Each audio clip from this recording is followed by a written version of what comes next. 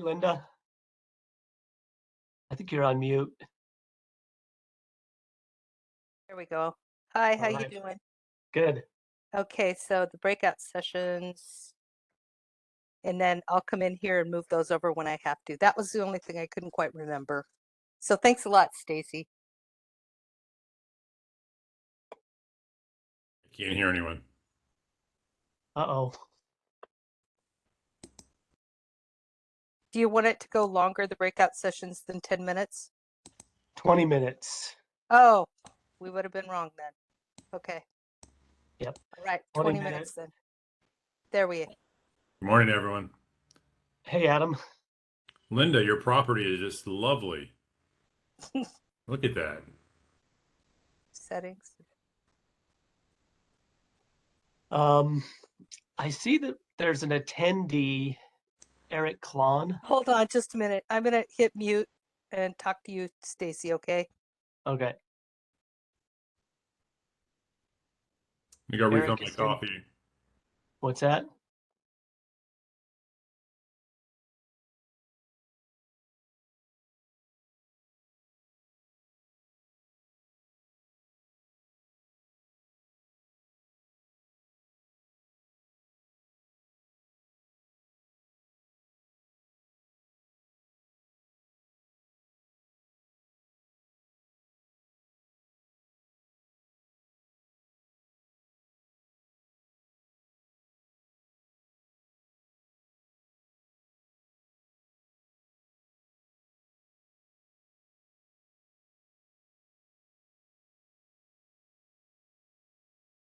Okay. Okay, you guys, sorry about that. You're unmuted.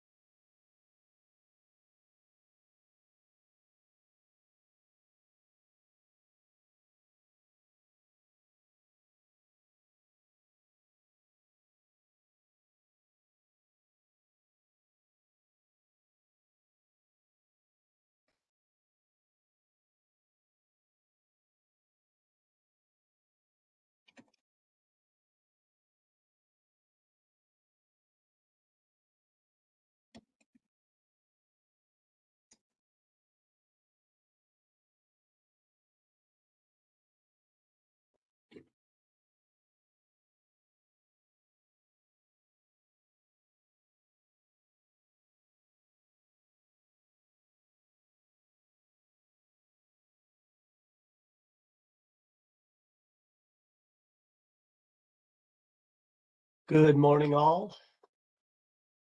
Just let a few minutes to let folks trickle in.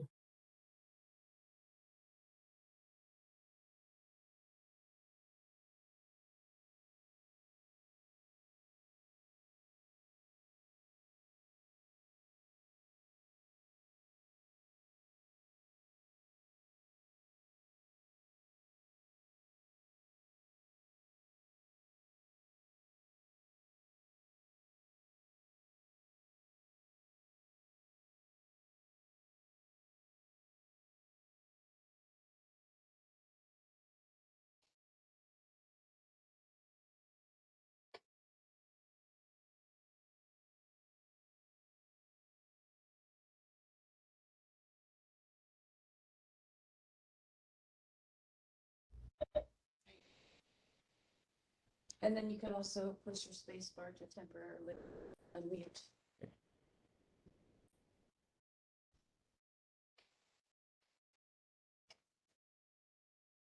Good morning. Hope everybody's ready for an exciting day talking about small scale and community energy projects. We'll get started in just a minute, just giving everybody a chance to sort of filter in and get past the WebEx gauntlet. I'm going to throw the link to our study page into the chat. So if you want to have the agenda or the backgrounder at your fingertips, they're there. I sent it out last Friday via email if that's a better way for you to get it too.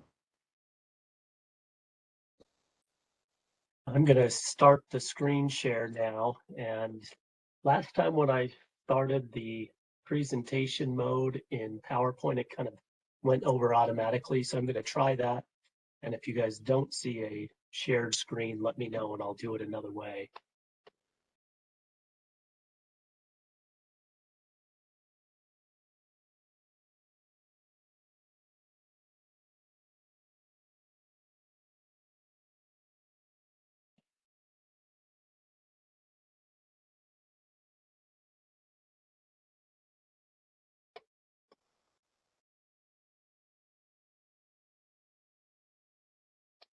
And my PowerPoint just crashed. Try this again.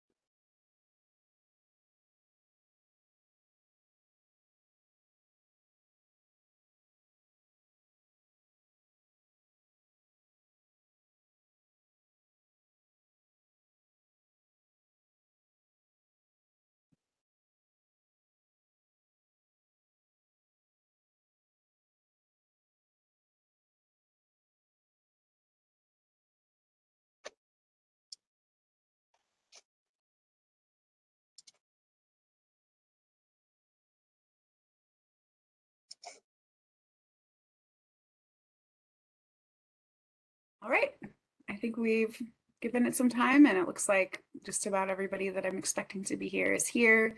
I'm also keeping an eye on getting Heidi elevated as a panelist because she is on the work group, and I'll keep an eye on that attendee list and make sure that we grab anybody that is on the work group so that you have your full powers on the WebEx platform.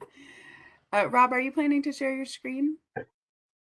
I am, and I think I've learned that Or if you want me to, let me know. no, I think that I didn't do it a different way. Here we go.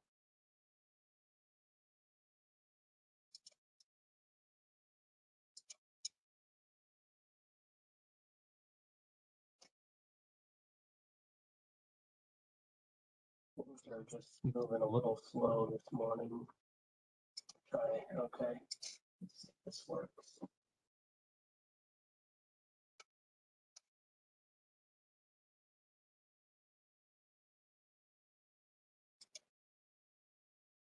Are folks seeing my screen? Yep. All right. Great. You can probably go to the next slide, I think. And I think we probably, sounds like we've got enough folks here to kick it off. Yeah, I think so. All righty. Great. Well, as you all have seen this slide probably many times and at our past meetings, this is just a quick reminder of the Oregon Department of Energy and who we are. And this study fits right into our work as a central repository of data, a venue for problem solving. And we can go on to the next slide, please. Great. So meeting logistics today, please note that we'll be recording the meeting as always. As just a quick reminder, feel free to use the chat and raise hands to indicate that you have a question or want to make a comment. I keep an eye on the chat, and sometimes I'll kind of like hold things until it's like a good time to interrupt. Sometimes I'll just interrupt, so just know that I'm kind of keeping tabs on that, and we'll make sure that we get to your comment or question at the right time, or it's possible we'll just answer it within the chat. The folks that are on the work group, most of the meeting is for you to have discussions, for you to raise your hand, you to use the chat, but the attendees, the people that are watching, you're also welcome to use the chat too, and we'll keep tabs on your questions and concerns then too, and then we have time for public comment on the end. And then we already have our dates for our next advisory committee meeting, so that's great. We already have all of our dates, and we're getting ready to set our last planning committee date any day now. So we can go ahead to the next slide. I think at this time, a lot of folks are pretty darn familiar with WebEx, but you can raise your hand. There's a raise hand button at the bottom of the screen. You can also hover around by your name and there's a raise hand button. Just remember, it looks a little bit more like a raised fist than a raised hand. And then you also can see the mute button and start, stop video buttons as well. Next page. And we don't need to go over this one. We should be good on that front. So just as a reminder on these meetings, I've already said a lot of it, but that, we really want to have a great conversation today, be respectful of each other. One thing in addition to these work group agreements that we've talked about before, I just want to mention that, one of the things that's exciting about this study is it includes a chance for recommendations from this group. So I really hope folks will be thinking about not just this is a place to, recap those barriers that we've all known about for a while, but thinking about solutions too. So I just kind of want to encourage folks to think about things from that venue of like, how could this barrier or complaint that I have be turned on its head and into something that could become a recommendation from this group at the end of the day. If you have technical issues, Linda Ross is the best person to contact in the chat, and we'll move on to the next slide. Thanks. And then I put a link into the agenda too, so you can always find it during the meeting by going to the top of the chat, but we'll be going over the background. We have a long list of stakeholder perspectives. So just know that I'm going to be running a tight ship on 10 minutes for those presentations. So everybody be mentally prepared for me to use my stage hook as needed. And then we'll do a break. And then we have a nice chance for a breakout conversation about the top 3 barriers and then the top 3 opportunities that you want to make sure make it into the report. We'll report back out from the breakouts, a discussion of main takeaways. We'll talk about next steps, and then we'll close out the meeting and we'll have that public comment right there at the end. One note just for everybody right from the top, we have this meeting today, June 3rd.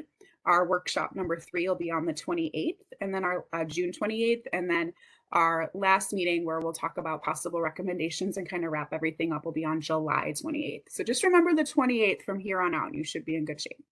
Next slide, please.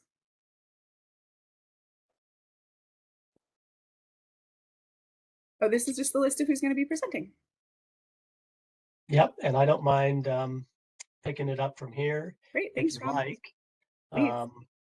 We're starting to get into some of the content. I think the next slide is a little bit of background, but yeah, we've put together a really great group of speakers today.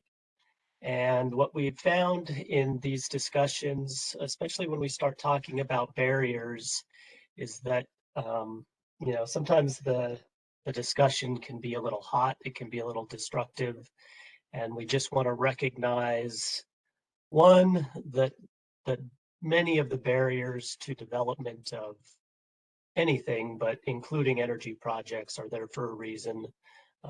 That we want to be smart about development, and that barriers or gates do serve a purpose.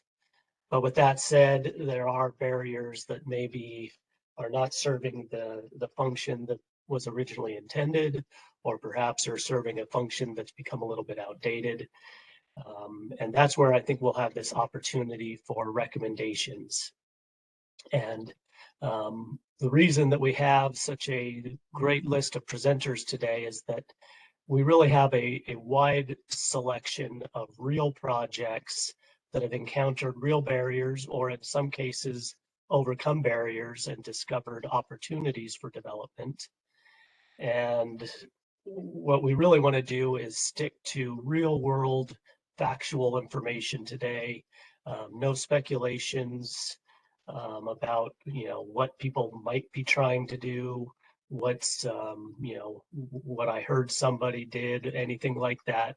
We're going to stick to real world examples for about the next hour and a half, and really get a lot of direct input from our speakers. And hopefully this will get us into a good discussion about these barriers and thinking about how we may overcome those barriers. So just keep that in mind as we go along, that we really are trying to come up with these real examples in the field where we've seen opportunities and barriers both being encountered by project developers all across the state. So yeah, moving on. Again, thinking about this study and the opportunity that we have here, both with the presenters, but also with the the heavy hitting team that we have in this work group, we have a real opportunity here to come up with these first recognition of places where policies could be changed, and then turning that recognition into some recommendations in the report. And so just keep in mind that we have this objective of objective and opportunity to share a lot of this very timely, meaningful information with the legislature, and that's what this report is all about. And we're right in the middle of it now, so this is our chance to get this right. So before we go into the perspectives from the project developers, I'm going to share some information. Most of it was already presented or shared on the website in the background document. So I'm not going to go into tremendous detail in a lot of this material. Some of it we talked about in the last meeting, but to set the stage for the discussion, I think it's worth just recognizing some terms and recognizing the policy landscape within Oregon. Within that document, we've already developed a short list of known barriers, as well as a short list of known opportunities. And these lists are short because we haven't had this meeting yet. And really what we want to get out of this meeting is to expand these lists of barriers and opportunities and dig in where we can to potentially overcome some barriers and potentially to unlock some other opportunities for project development in the future, and especially where that development can bring value to local communities.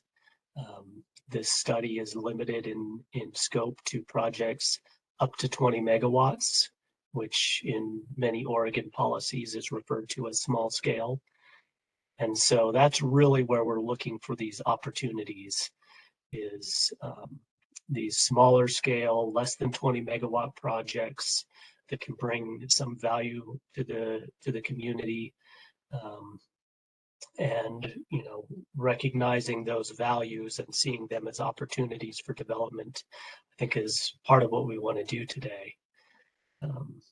We're not going to be talking about the 150 megawatt projects that are being developed across the West, because those are just not in the scope of this project.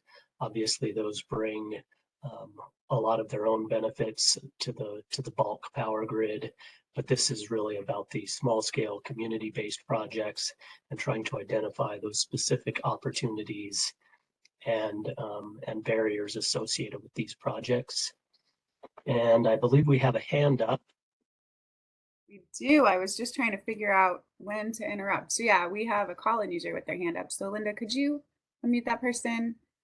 Oh, Brooke just got unmuted by accident, but the call-in user lowered their hand, so I'm sort of confused. Linda, I think the call-in user lowered their hand. Oh, there we go. Oh, now Brooke, yeah. There we go. Hi, we have a person on the phone. It looks like you wanted to interject. It was actually, this is Diane Hinkles with Small Business Utility Advocates. I've been actually on the phone since before 9. I'm having problems, and I've been listening, but I've been having problems accessing the webinar, and I had my hand up at that time to work out the issues. But so hand down, I'm listening, and I'll be accessing my webinar shortly. Thank you. Okay, cool. Do you want us to contact you to see if we can help work out the problem? Like offline? Like with email or something? Right. I'll send you an email. Yeah, I'll send you an email. I'm going to try to work it once more. Great. Thanks. Thanks, Diane. Okay, sorry about the trouble. Bye. That's Thanks, Diane. And I don't know if it's worth elevating her to panelist in the meantime. It sounds like she's going to be joining us, through the webinar shortly. So we'll just keep an eye out for that hand being raised. So, alrighty. So within that background document, we've identified a few terms under policy considerations, the policy landscape within Oregon. We talked about these in the last meeting, so I'm not going to go into long definitions, but I just want to bring up the list and recognize that we've added one from the last discussion. And so before we talked about net metering, and these are the customer-sided projects that provide power on the customer's side of their electric meter and serve on-site loads. And then we've talked about the Public Utility Regulatory Policies Act, or PURPA. And these are the projects that are not on the customer's side of the meter, they're on the utility side of the meter and are developed specifically to sell power to the utility and not use the power on site. We talked a little bit about power purchase agreements, which are similar to those PURPA projects. Many of them are PURPA projects. These are projects that, again, have specific contracts to sell their energy output, and in some cases, other grid services directly to the utilities. Then there's direct access, and this kind of works in the other direction. This is where you may have a large industrial customer that wants to access a specific resource or a specific generator and support the development of a project that will be directly feeding into their industrial operations. We have the community solar program, and when we say community solar program, adding the word program, I think, entails the the Oregon Community Solar Program that is currently being implemented for the investor-owned utilities. But I do want to recognize that community solar has been happening in Oregon long before the program was developed, and in many cases by consumer-owned utilities that are not actually participating in the program that was developed by the legislature. So we're going to be talking about some community solar projects today.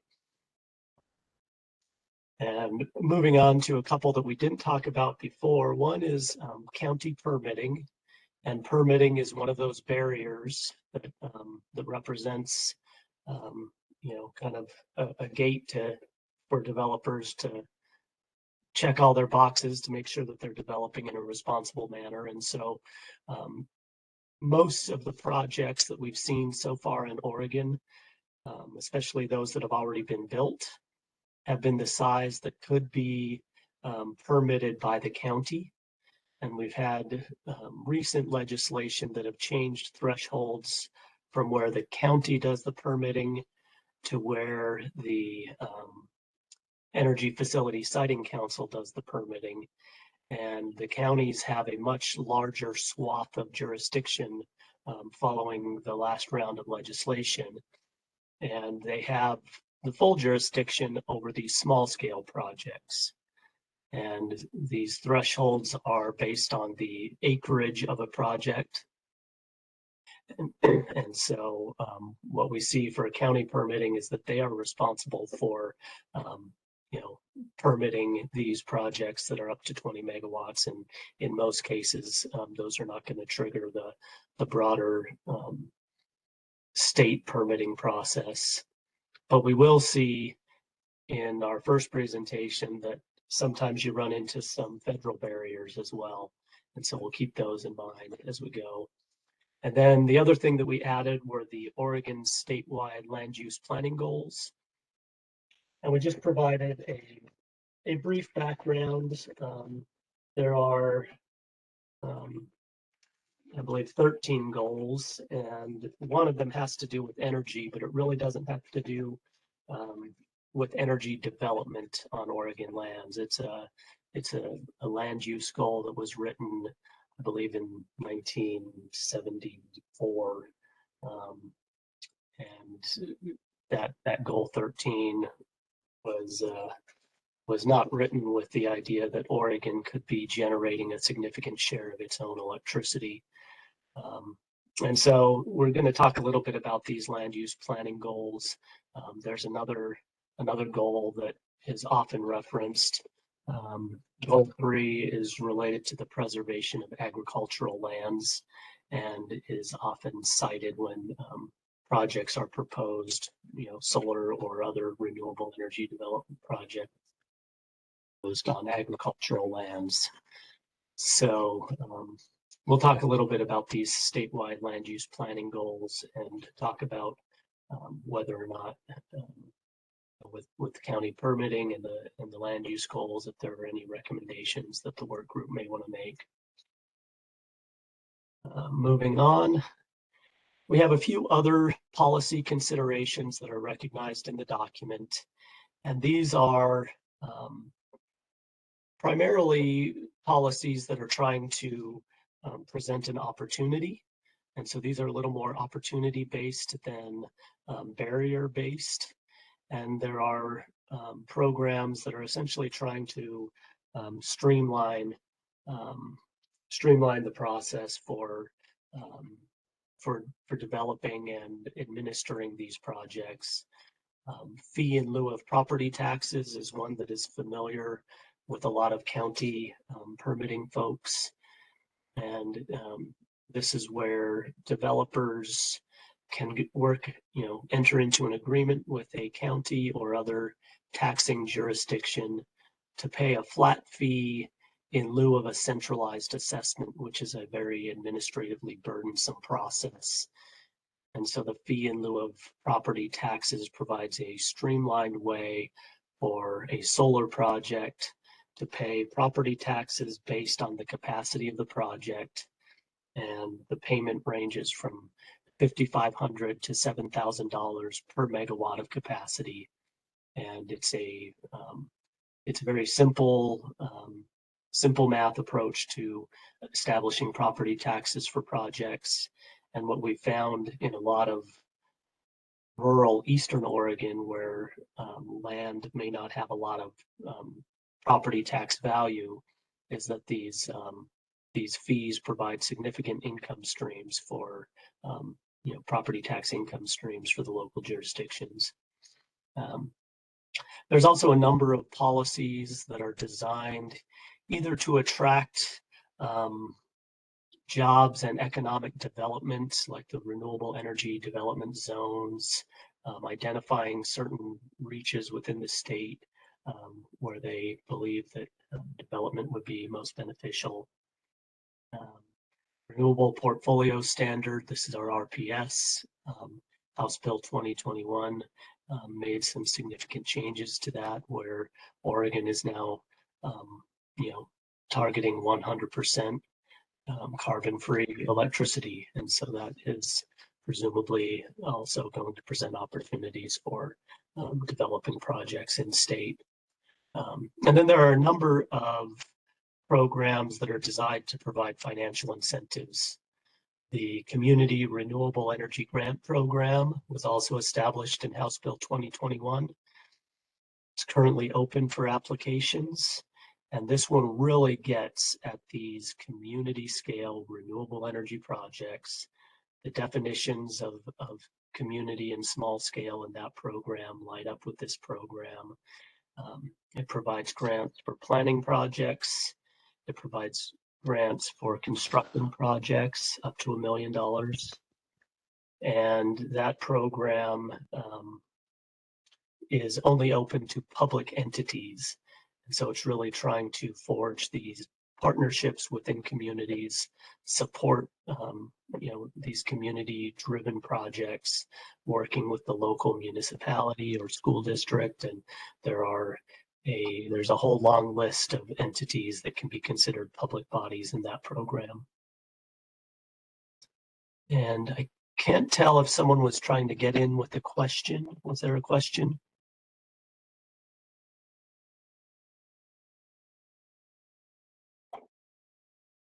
I see Paula has a hand raised.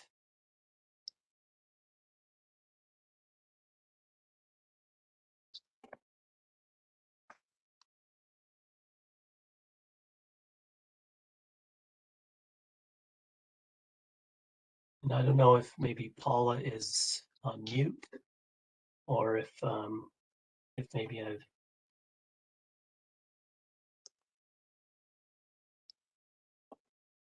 Hi, can you hear me? Yes.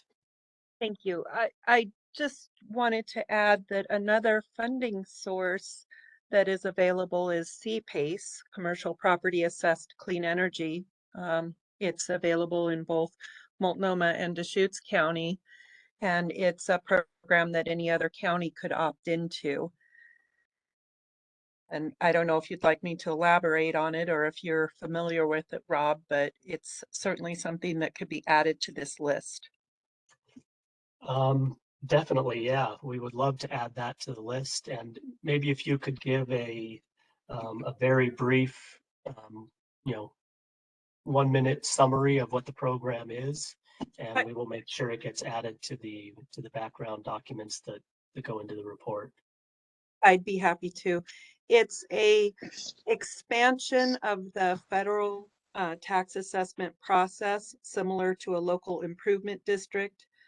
It allows commercial property owners to use the special assessment process to finance renewable energy, energy efficiency, water conservation, EV charging, and backup storage.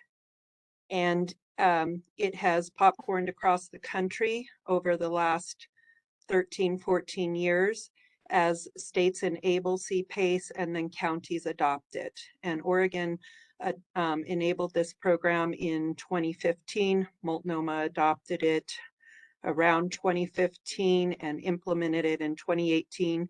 And Deschutes County just implemented it adopted it this May, and they will implement it in August. All If you righty, want to thanks find for out sharing more, that. I can share my email if you'd like to find out more. Sure, yeah, that would be great. And thanks for that summary. We'll make sure to get that added to the background document. And so that fits into these kind of categories of policies that are striving to promote project development. And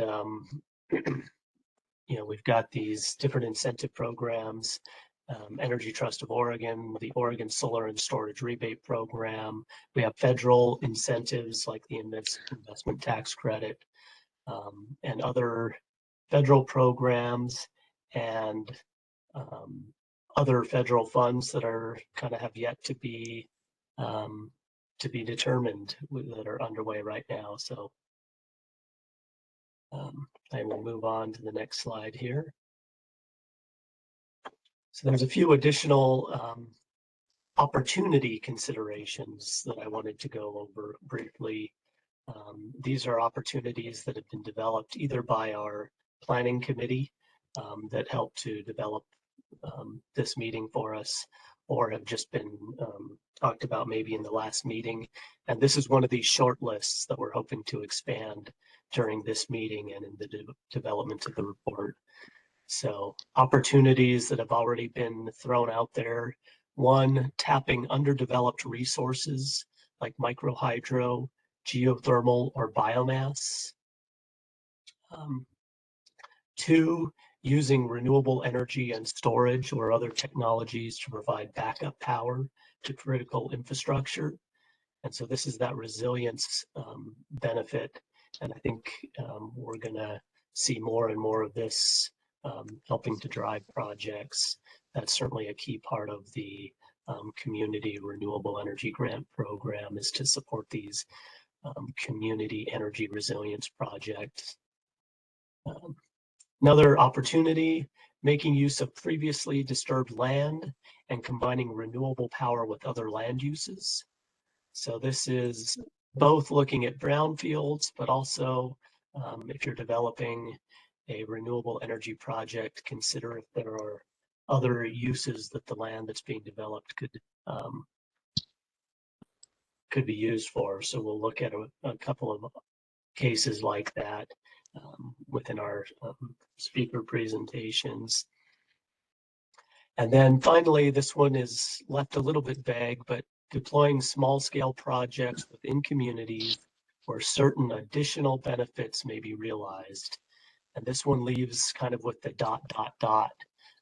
for this meeting, because it's those additional benefits and opportunities that we're looking for.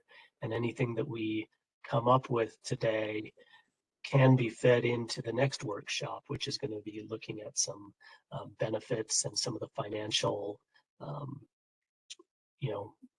parts of projects. So this is one where we really want to try to explore those additional benefits, opportunities of these small scale community-based projects.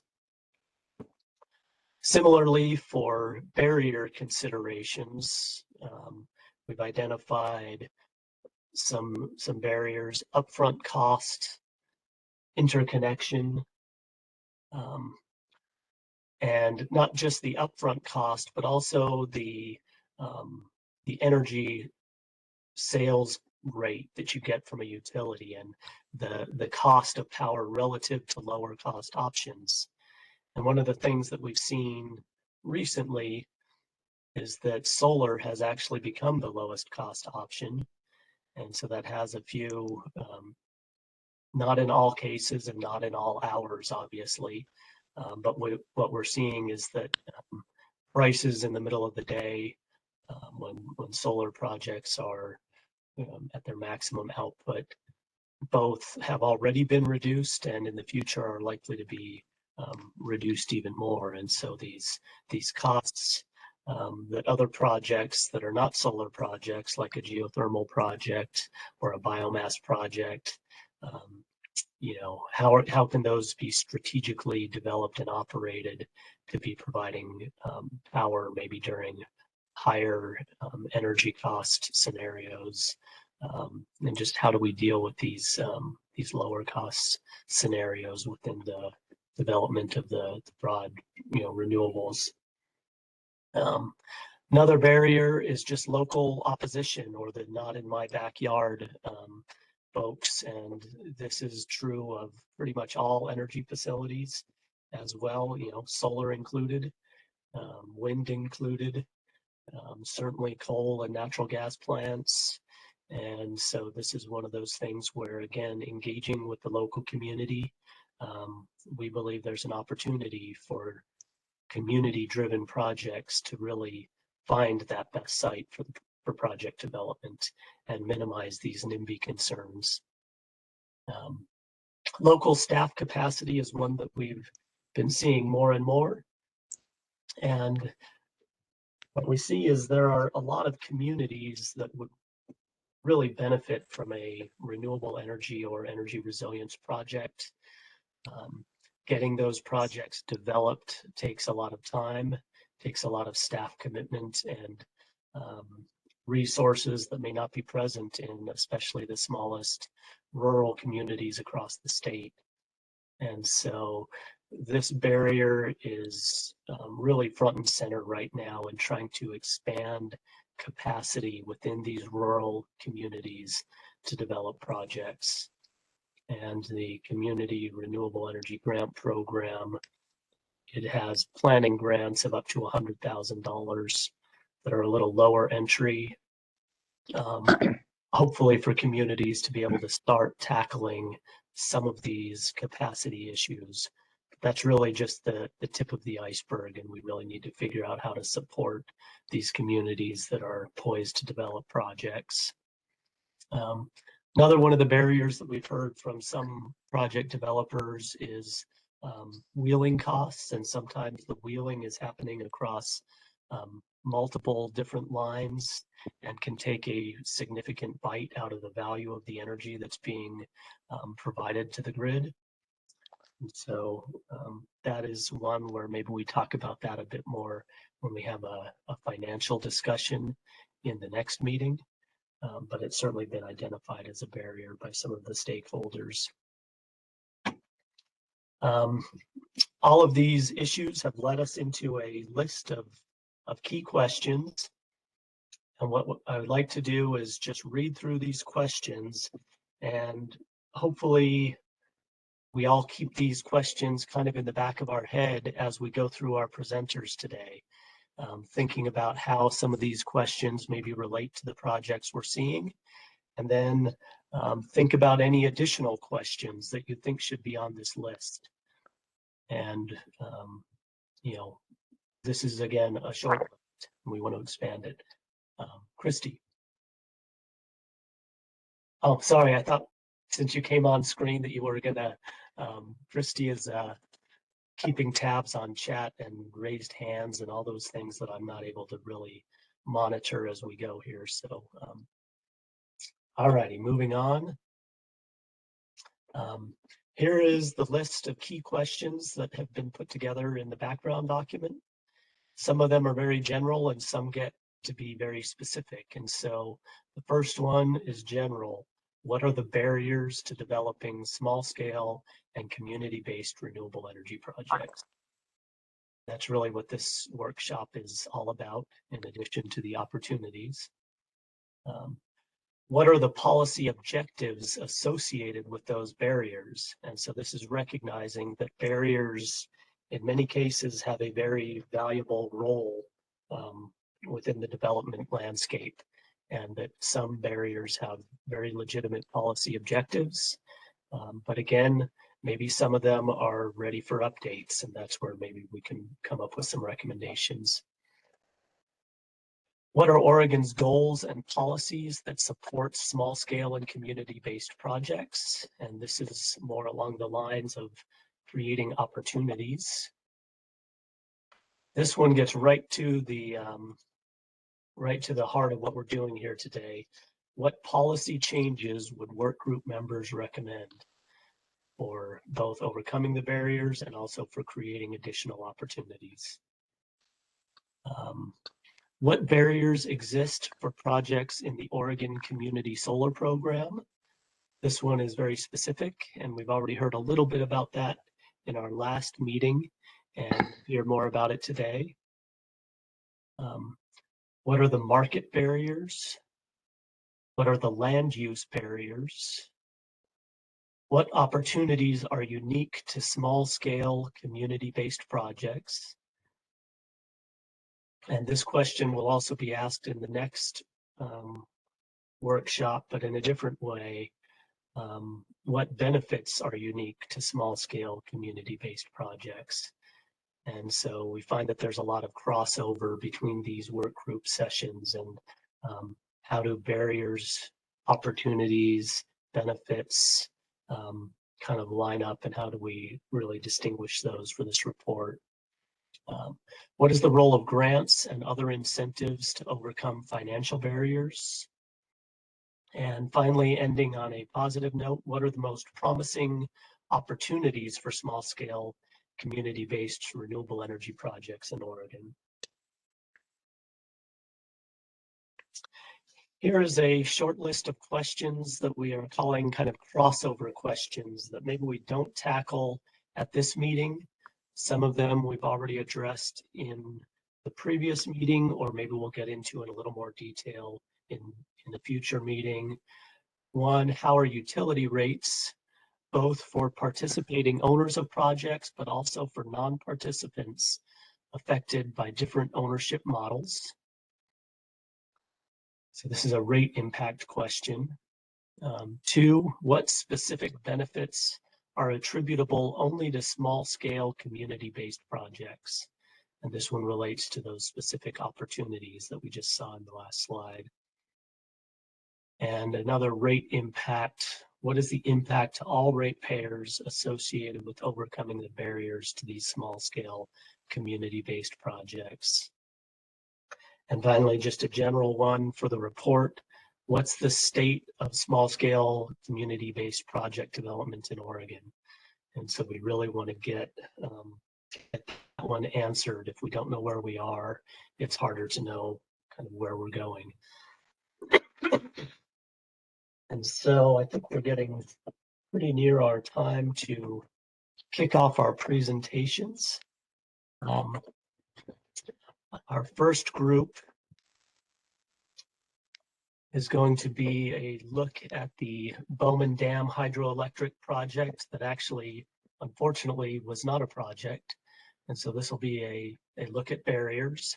And we've got the team of rock stars from Prineville that have been doing pretty amazing things, really. They're greatly outperform themselves for the size of the city of Prineville as far as renewable energy development goes. And so we're very happy to have Steve Uffelman, who's one of our work group members, but also Eric Klon and Steve Forrester. Is Steve with us? Steve had to step aside. Okay. Got called away to the sheriff's office for another meeting, so sorry about that. No, that's all right. So I'm going to hand it over to Eric and Steve to talk about the Bowman hydroelectric project. I will continue to advance slides, so just give me a note when you're ready for the next slide, and we'll kick off. We'll kick this off. I don't see any hands up, so I think we can just jump right in. Rob, thank you. Thank you for this, and Christy, thank you for your assistance in getting this presentation together. I'm Steve Uffelman. I serve on the City Council for the City of Prineville. With me is Eric Klon, who is the engineer for the City of Prineville and was primarily responsible for the oversight of the project. This was a small hydro project on Bowman Dam on the Crooked River here in the geographic center of the state. And it was actually a joint project with the City of Prineville, with Ochoco Irrigation District, as well as Crook County. And with that, I'm going to turn it over to Eric, and hopefully we'll leave time for some questions and answers to follow. Eric? Thank you very much. We'll just kind of jump into this. You guys feel free to stop me with any questions. This was a project we put a lot of effort into. Unfortunately, it didn't make it through. I think as we educate the public on the benefits of small projects like this, there'll be hopefully some policy changes. So I haven't given up on this project yet, but it's on the back burner for the time being. So if we could move the slide. So, as Mr. Uffelman mentioned, this project is in pretty much the geologic center of Oregon. So you can see where Prineville's at. Prineville's on the Crooked River that drops into the Deschutes at Lake Billy Chinook. About 24 miles or so upstream from us is Bowman Dam. Bowman Dam was constructed between 1960 and 1962 and created Prineville Reservoir. And you can see those miles of stream above Prineville Reservoir. Next slide. So what we were hoping to do, this is just a graphic of Bowman Dam. This was a very, very minor project. We didn't want to really modify the dam too much. So currently on the left-hand side of your screen, you can see that is the outflow. So right now in the center of the dam, there's gates, and to release water, they just lift up the gates and you go from, high pressure, 240 feet of head, to atmospheric just instantaneously. So that water is just shooting out. What we were going to do is just go in, hook to those existing gates, and put a small powerhouse just right of the current outfall. Next slide.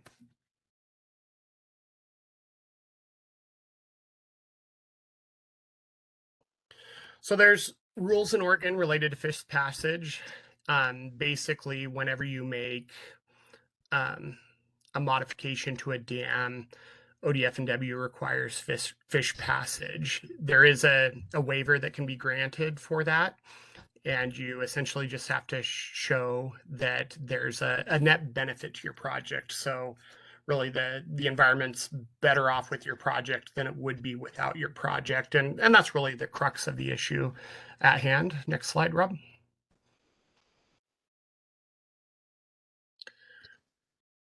Fish passage is tough. I don't care where you're at. It's tough to get fish to pass. It's the right thing to do when you can do it. The issue we have at Bowman Dam is historically where you have a facility with fish passage, that upper pool, so the water level in your upper reservoir stays pretty much at the same elevation each year, and that's how you develop a fish passage facility. Bowman Dam goes way up and down. You can see these graphics. I mean, where that surface is changing by 50, 60, gosh, this year probably 80 feet from high pool to low pool, and just really makes it tough for fish to get up and over that dam when your pool's going up. So that passage, we did an analysis of it. Volitional passage would have cost 138 to 250 million dollars, and nobody's really figured this out yet. So there was a lot of different thoughts into this, but it's just tough. Nobody's been able to figure it out. Our total project cost was $16 million. So you can see that a $138 million add-on was pretty difficult. And, you know, right, wrong, or indifferent, only 2 steelhead and 2 Chinook end up making it to the Bowman Dam in the average year. Next slide. We put a lot of effort into this. The city of Prineville, we try to be very proactive when it comes to the environment. Starting in 2009, we began developing a habitat conservation plan. So that was related to the reintroduction of steelhead. We wanted to make sure, along with our irrigation partners, that we did enough good projects that that species would be successful. So since 2009, we've been working on that. 2010, the city, the county, the local irrigation district began working on federal legislation that was related to Bowman Dam. In December of 2014, we actually got President Obama's signature on a bill. And what that did is it allowed for several things, but it allowed a lot of water to go to fish and wildlife. Before this, no water was allocated to fish and wildlife. And it also allowed us to put hydro on there. That was it was limited prior to that, but 4 years of effort. We got our preliminary permit from FERC in 2016, submitted our preliminary application document in 2018. And then in 2020, we started working on that fish passage waiver. Next slide.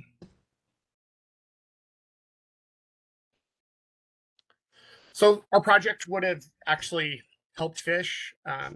Total dissolved gas is a big issue on Bowman Dam. You have all of that pressure immediately goes to atmosphere, and you basically carbonate the water. What that does is it, unfortunately, when flows are high, it kills fish. They basically get blisters on their gills.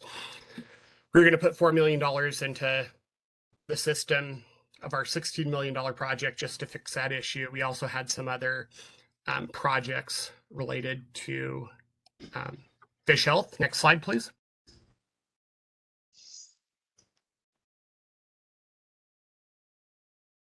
This was interesting, you know, working through the habitat conservation plan.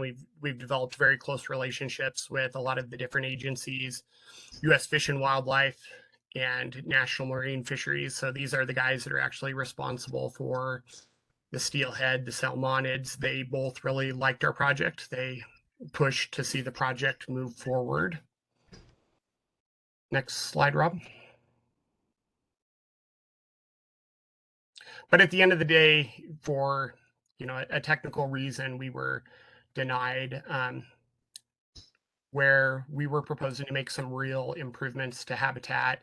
It was just those miles of stream above the project, right? So if somebody could figure out passage, there was 464 miles available. What we were doing, we removed some little dams on Ochco Creek, and we made some improvements, but if you look at it just from a total mileage of stream available, it just wasn't enough. Next slide, please. And here's the lost opportunity. This is what you guys are chatting about today. This facility would have generated enough power to power 1,400 homes a year with clean energy. This is baseload energy, which is wonderful. Rob just mentioned, solar's great, but we need something in the mornings and evenings.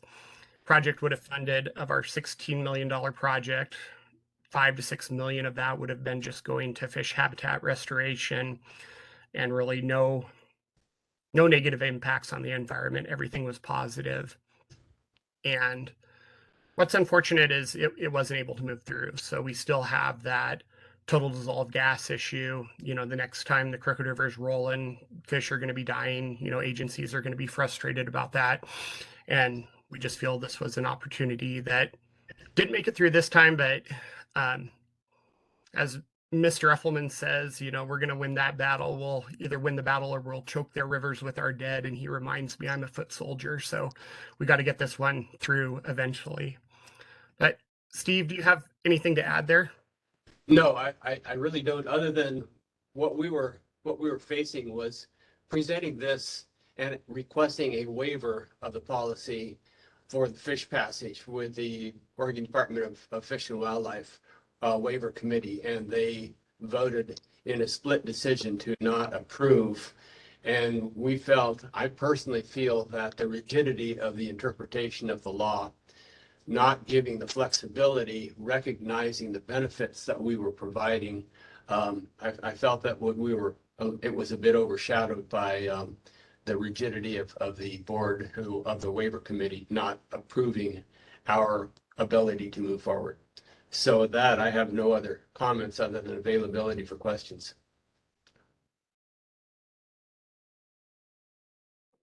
You All right. exactly nailed 10 minutes. Like literally my timer went off as you said your last word. So good modeling for everybody else.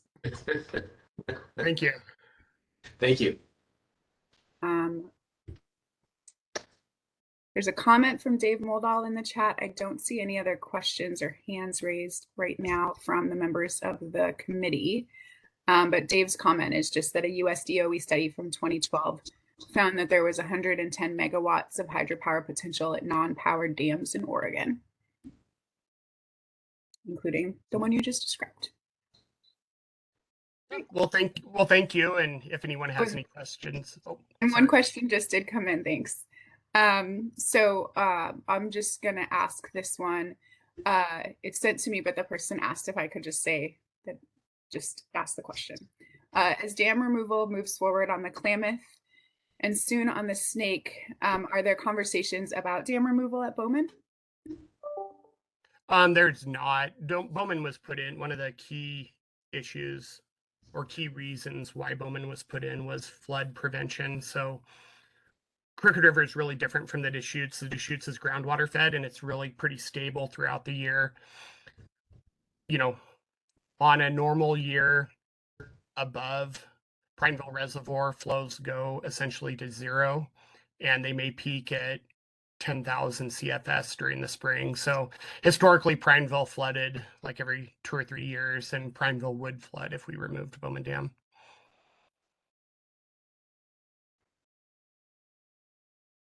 All right. Well, thank you, Eric and Steve.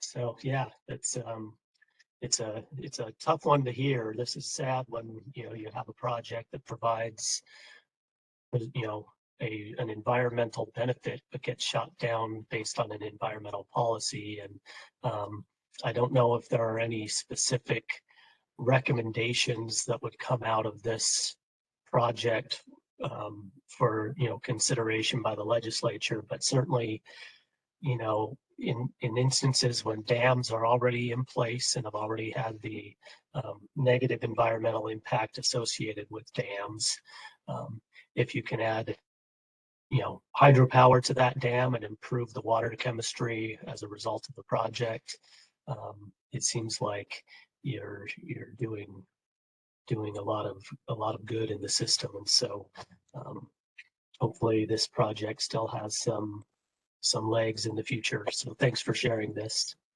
Yeah, we appreciate it. Thank you. All righty, I think we will move on to our next presenter. Katie Martin with Elemental Energy is going to talk about trying to develop some large-scale projects within City of Portland. And I think if we are, Katie, if you're ready, we will just kick it right off. All right, sounds good. Thanks, Rob. Yeah, my name is Katie Martin. I am the construction manager for Elemental Energy. We're a solar, storage, and electrical contractor based here in Portland and serving Oregon and Southwest Washington. I've had the pleasure of also had the pleasure of serving on as a board director for the Oregon Solar and Storage Industries Association, and I chair the technical committee there. So for today, we're going to focus on challenges and opportunities related to rooftop solar installations. There is a focus on the City of Portland jurisdiction in particular. Next slide, please. So The City of Portland Building and Development Services has had its challenges for years, but COVID has really elevated them all as they quickly tried to shift to online permitting processes. It's common knowledge that some solar contractors have just chosen to decline work in Portland specifically because of the troubled permitting department. It's important to note that solar contractors are just a portion of the overwhelming pressure to reform the permitting practices of the city. There are just a few, we're going to talk just about a few of the pain points continuing to be felt by businesses, developers, and contractors across the city. So we'll be looking at extended timelines, customer service, ballasted systems, planning and zoning codes. And we'll also talk about challenges in other municipalities. But starting with City of Portland, the bureau structure is really kind of the root of all of this. The city is run by elected officials, commissioners. The commissioners are assigned city departments in which to manage. And due to this fact, it's kind of rare for a commissioner to be a professional in the type of work that they're managing. And given the elected nature, a long tenure in the position is also pretty rare. The departments are by and large segregated from each other. So at last count, I believe there are 7 departments that play a role in permitting services. And with 7 cooks in the kitchen, there's a redundancy, confusion, and even times where bureaus are at complete odds with each other. A couple of examples of specific projects. The commercial plan reviews can happen with multiple bureaus looking at the same thing. Electrical trade permits will be looking at the same plan sets as the fire. And in cases they're using completely separate codes, where electrical is up to date for 2020 code, fire may be looking at 2017. They're looking at the same thing and they're giving conflicting results of our permits. Another example are valuations. The valuations are how much a project costs, kicks you into multiple different reviews. Projects over $25,000, so not very large, have to be processed through urban forestry. I had a college here in town that applied for a rooftop solar permit and were asked to provide a tree survey of their entire campus, costing tens of thousands of dollars in order to do so. Really, tree survey requirements, not only costly, but they really have no place in solar permitting processes. There is a task force and several work groups currently working on permitting improvements. And while some changes have been made, we still have a ways to go. It's still widely felt that the Bureau of Development Services is stifling development in Portland, and solar is one of the sectors being severely affected. The project shown here is the new Multnomah County Courthouse. As you all may know, projects being built with public funds are required to have a renewable aspect to them. So both those projects, as well as projects receiving funds from the Portland Clean Energy Fund, are really running into roadblocks where the state or the city are supporting such projects, but the permitting department is really stifling them. Most of the issue comes with timelines. The timelines of permits are basically measured in months for the city of Portland. Prescriptive projects, we have 2 buckets for projects, prescriptive and non-prescriptive. Those that don't need engineering or those that do. Prescriptive projects should really be permitted in the same day. This was many times the case prior to COVID in Portland, but now that things have moved online, the process for application, upload, intake, review, and issuance is stretching to weeks. But flat roof commercial projects, the large scale stuff, always requires engineering per the code. And once on that track, the timelines are usually months. There's little transparency in the process, little ability for direct communications, and the process can easily slow or stop altogether That compounded with customer service issues, it's really hard to get resolved. So moving on just to the customer service piece, it's really the access to information, ability to ask questions, overall transparency, and specifically related to the new online permitting processes. I think it's important to note that the staff at BDS are by and large, knowledgeable, willing to help, but they're understaffed and using tools and processes that are just prone to failure. For an example, we had three or four applications submitted in January. The process failed on their end. Those applications were deleted altogether. And without the ability to get a hold of a person or talk to someone or work through the complications, we lost 2 to 3 months in those projects before they were able to be restarted. I want to talk a little about ballasted systems. For large scale commercial solar, ballasted systems are the most commonly deployed. They incorporate concrete blocks to weight the system down that resists the wind and seismic forces. And they reduce the need for roof attachments. So they really make these systems ideal to prevent water infiltration. Really efficient to install, low profile, low maintenance, really great systems. And widely accepted throughout the US. The city of Portland has in the past year put out guidelines for permitting of ballasted systems. The guideline, though, requires additional engineering above and beyond the state and other municipalities. The requirement includes providing a third-party peer review of the standard engineering package. This adds, again, more time and more cost to developments. I'm happy to report that we have permitted 3 ballasted projects in the city of Portland this year, but I am still disappointed when speaking to city engineers in the process. I had a call with a city engineer stating, "I give up," and another stating, "I have nothing more to argue," so they issued the permits. These are proven technologies, fully supported engineering packages, and these comments reflect an adversarial attitude within the city towards solar, rather than fostering development to help reach many goals set by the city as well as the state. Next slide, please.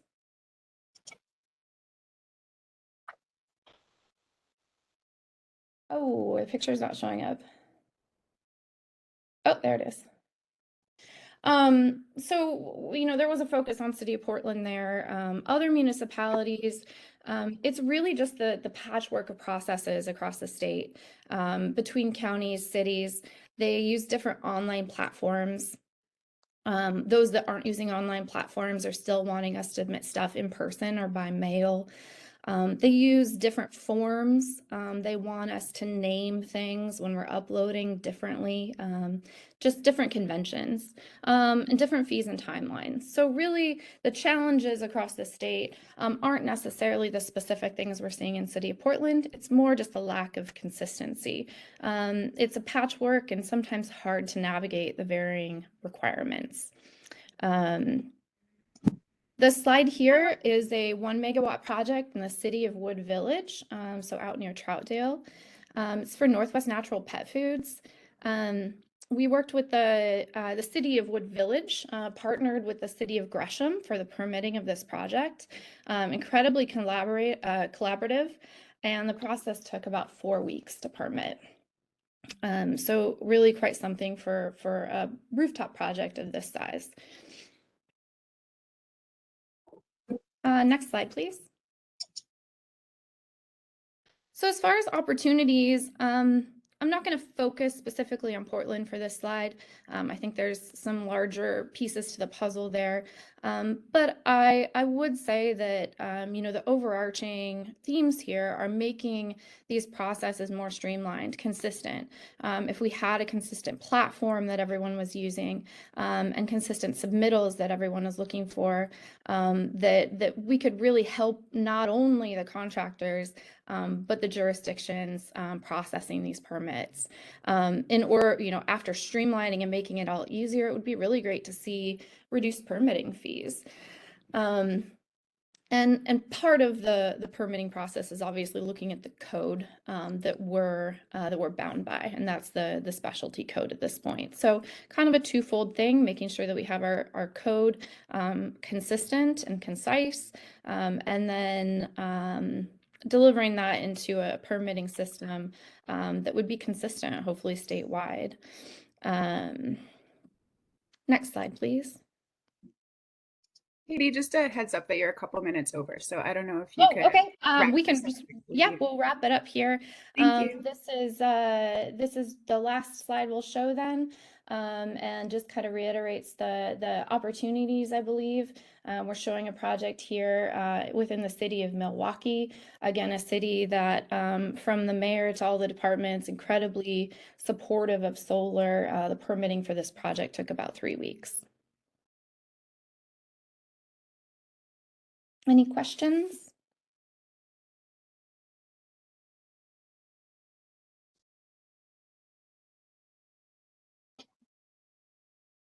All righty. Well, thank you, Katie. I see one question from Runfus. Thanks for the, presentation. This is kind of helps understand a little bit of the permitting process. I guess you mentioned a note here about, at least for the city of Portland, like staff capacity or staff being understaffed being an issue. I guess I kind of wonder if that's true for other jurisdictions, given that from my perspective, seems like BDS has probably more staff on their permitting side than other cities or counties. So I don't know if you can say more. I know you at least highlighted one example here in this last slide of something that was streamlined, but I'm just kind of curious if understaffed departments is a common issue in other agencies, or if it's just more of a conglomerate of different issues that at the end of the day is an issue. Anyway, I hope my question makes sense, but I'm just trying to understand how big of an issue this is for other jurisdictions. Right. I hear it most from City of Portland that they're understaffed. It's also a function of they are staffed based on their revenue. Their revenue comes from permits. They're one of the only bureaus that doesn't get outside money from the city. So I've heard that plays a part in it. As far as other jurisdictions, yes, but they're much smaller and they're dealing with a lot less development and workload. But when you look at the city of Portland and you look at how they process permits and the number of people that have to look at it, I feel like that's where some of they may be understaffed in ways, or they may be deploying that staff, not as efficient as possible. Thanks, Katie, and thanks, Rainfeast. Hey, one thing that would be really helpful when folks ask questions, if you could say just like what organization you're representing, like Rainfeast works with Blue Green Alliance, just because we have, for example, a wonderful new staffer, and I want to make sure she knows who you are, Rainfeast. So that'd be really helpful. And thanks so much for that answer, Katie. We have another question in the chat from Diane. Is there a rooftop solar potential? Oh, this one might be for you, Rob. You ready? Is there a rooftop solar potential map for the different cities? For example, Portland, Salem, Medford, Bend, or throughout Oregon? And if so, is that a state database set? As a state, we don't have a resource map for rooftop solar. There are tools out there, including like Google Earth associated tools that will enable essentially a remote site assessment to be conducted, and that might even provide kind of community-wide attributes of rooftop for solar deployment. But we don't have that as a state. Great, thanks for sharing that. And Diane I didn't follow the rules, but Diane did. She represents small business interests at this table. Thank you so much, Diane. All right, I don't see any other hands up.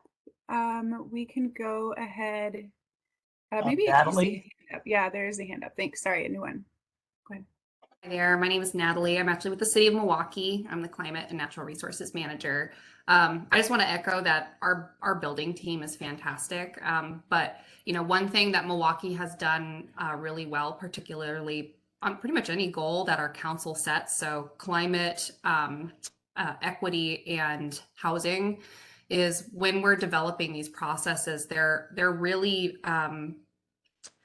they really try to work with staff to make sure that we're reducing barriers, particularly on the process side, both for permit fees, but then around applications. So I know that that's something that our building team, as well as every other kind of group, works hard at the city, staff group at the city works hard to do.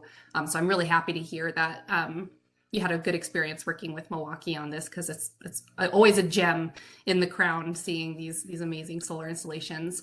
I know one challenge that I can share just around permitting for solar, particularly for small communities that we have, is we all use, to my understanding, we all use Acela, a state program for permitting. And there are different tiers of essentially Acela subscriptions that a city can have. And some of them are like the basic free one, which is what Milwaukee has. And then some of them come at a cost, but you can essentially customize your permit applications. You can ask different questions on the permits, et cetera. So we are, right now we have the free one for Acela. So we're just using kind of our electrical permit for things like solar installations.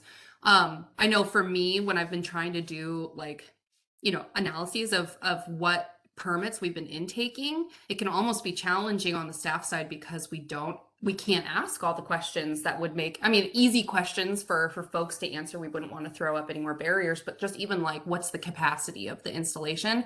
Sometimes contractors willingly provide that information on the application, which is fantastic because then we can record it. But so I would note that for small communities, just even like a permitting system could be something that could be unintentionally throwing up barriers for both staff as well as developers.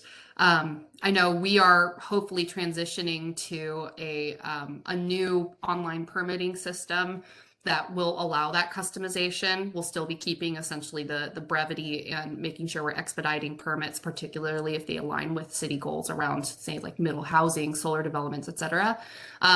But I know I'm assuming that for other small communities that maybe don't have the resources to pay for kind of these more robust permitting systems, that could potentially be one of the challenges around regional consistency, but then also just making sure that we're tailoring permits to ask essentially the minimal amount of information, but in the most optimal way possible.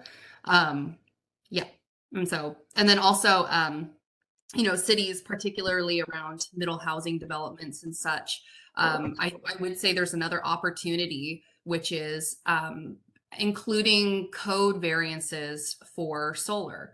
So, one thing that I manage is our tree code as a city. And we have in our new tree code, which we just adopted, we actually have essentially written out variances for meeting tree code if you are able to show that you're going to be installing a sustainable or carbon-free electric energy generation option or other sustainable development characteristics. So that's an opportunity, is checking out city codes and seeing what variances are spelled out for things like solar development.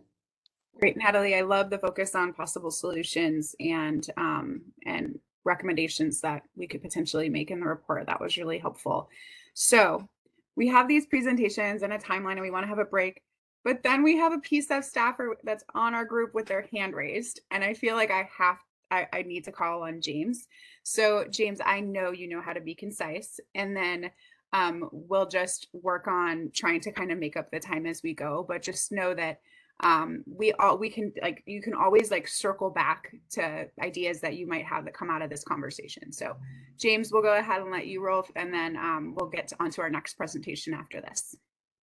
Thank you, Christy, and thank you, Katie, for the presentation and for your really continued engagement on permitting issues with staff. And so, yeah, as Christy mentioned, I am with the City of Portland, but in the Bureau of Planning and Sustainability, where I help work on the Portland Clean Energy Fund, which was mentioned. And just want to note again, as Katie mentioned, that because of our bureau structure, that is a different entity than the Bureau of Development Services, which is responsible for actually issuing permitting. or for issuing permits, but we, as the Bureau of Planning and Sustainability, are responsible for land use related issues. And so just wanted to also note in terms of potential solutions, there is a charter review body that's been meeting and making recommendations to the city of Portland about a change of that kind of siloed system of government. And so there will likely be a ballot initiative in November to potentially change that structure, which may be a partial solution. And I have been engaged in permitting issues around solar for a very long time, previous to this role, but in a previous role with the city of Portland. And so it does seem like there's a little bit of deja vu of a lot of these issues. And so I'm not trying to, defend or make excuses, but also just note that I think the perspective of some of the folks that work for Bureau of Development Services is that they are ensuring public safety in applying the structural code and in applying building codes, which kind of, as Rob was saying, regulations exist for a reason.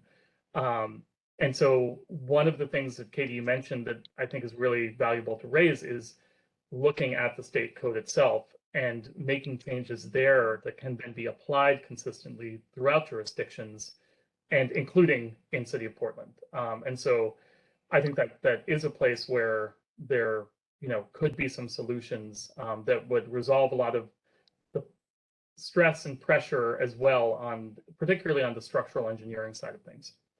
And then also just want to note that Portland is a jurisdiction that is not using the Acela system, but a different permitting system that was developed, though it also went online right as COVID started, as was noted. And so there have been a lot of process pieces that we're working through, and just I'm really grateful for the engagement of OSEA, individual contractors, and community members in helping to provide feedback, because I think the city does want to improve these processes and needs that input in order to make some changes. And so I would also like to share this presentation that you gave with some folks in the city if possible, because I think you really succinctly put forward some good potential solutions.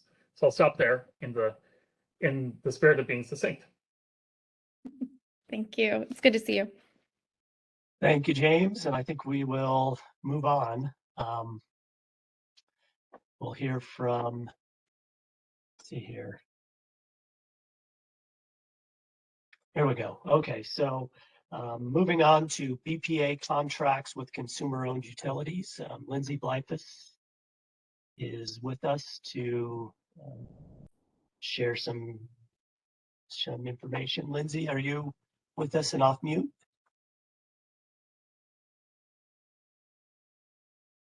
Linda, can you unmute Lindsay? I think she must be on us, or elevate her to panelist. Sorry about that, Lindsay. I didn't catch that you were not on as a panelist until now.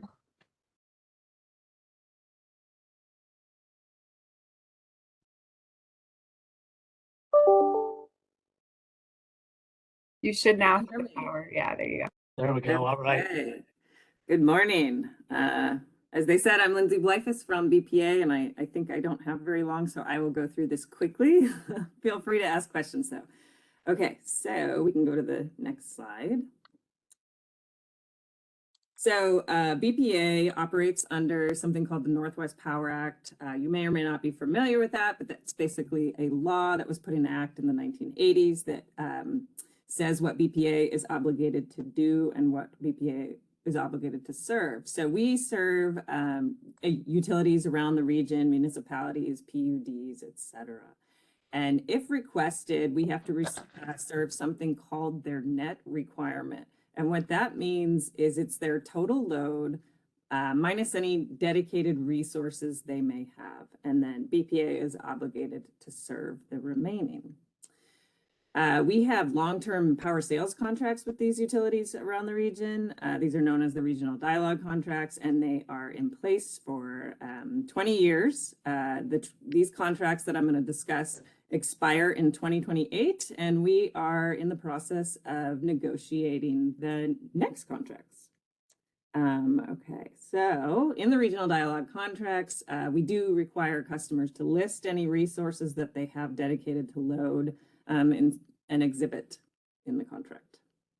All right, next slide. Okay, so under these contracts, we have something called take or pay.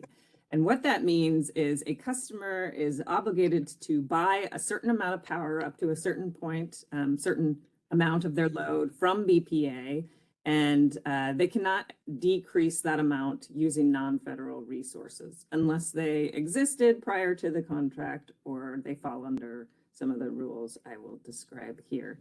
And basically the point of take or pay is that it provides insurance that BPA can make its US Treasury payment every year. So in general, the only way that customers can add resources to serve load is if they have forecasted load above their take or pay amount. Next slide. Okay, so what resources do we require to be listed in the contract? Any utility owned or developed resource that is greater than 200 kilowatt nameplate must be listed in the contract, must have a meter on it, and it allows BPA to enforce that take or pay concept I just discussed. Power and transmission contracts have similar size thresholds. So yeah, it gives BPA visibility and it allows us to bill our customers accordingly. Next slide.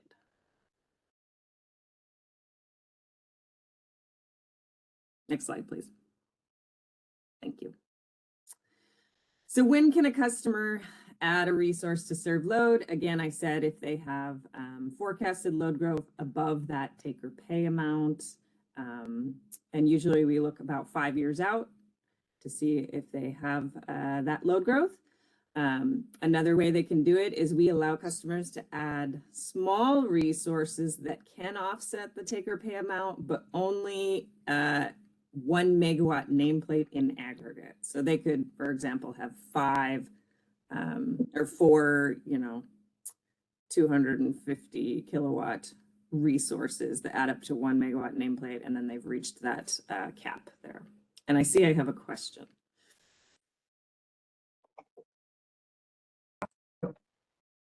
I think James just still had his hand up, maybe. Okay. And I'll let you go ahead. I'll interrupt. You don't need to worry about the hands. I'll interrupt. Okay, no problem. All right. So, and then customers can add resources less than 200 kilowatt nameplate as they see fit. There's no contract requirement or metering requirement under the 200 kW threshold. So how does a customer remove a resource from serving load? Well, again, we'll point back to the Northwest Power Act. There are some very strict rules about how to remove resources, and basically you have to go through this big internal policy process and get permission from the BPA administrator, unless the resource was lost due to, catastrophic event, etc. All right, next slide.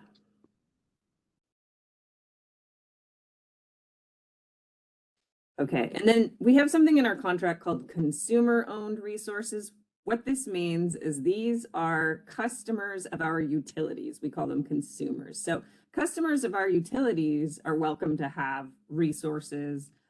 We just ask that if they're 200 kilowatt nameplate or greater, that they're listed in the BPA contract, have a meter on it.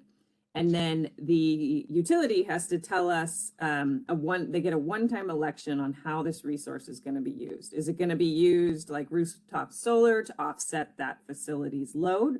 Or is it going to be scheduled out and marketed? So they get a one-time option on how it's going to be used. We have a couple different categories: serving load other than on-site load, and then serving both on-site and other than on-site. Okay, next slide. There are some other resource terms. PURPA, for example, I'm sure you're all familiar with that. BPA does not enforce take or pay with PURPA resources, and that's because customers are required by law to take the output of these resources. So in some cases, they have no So we do not enforce take or pay with that. There's also resources that utilities may own that they have not dedicated to serve their own load. They might be selling them out. And in that case, we just list them in the contract and require a meter on them. And then finally, there is something called merchant or independent power producers. That's when a develop comes to a utility's service territory and is just there for the sole purpose of developing their resource and then selling the power out.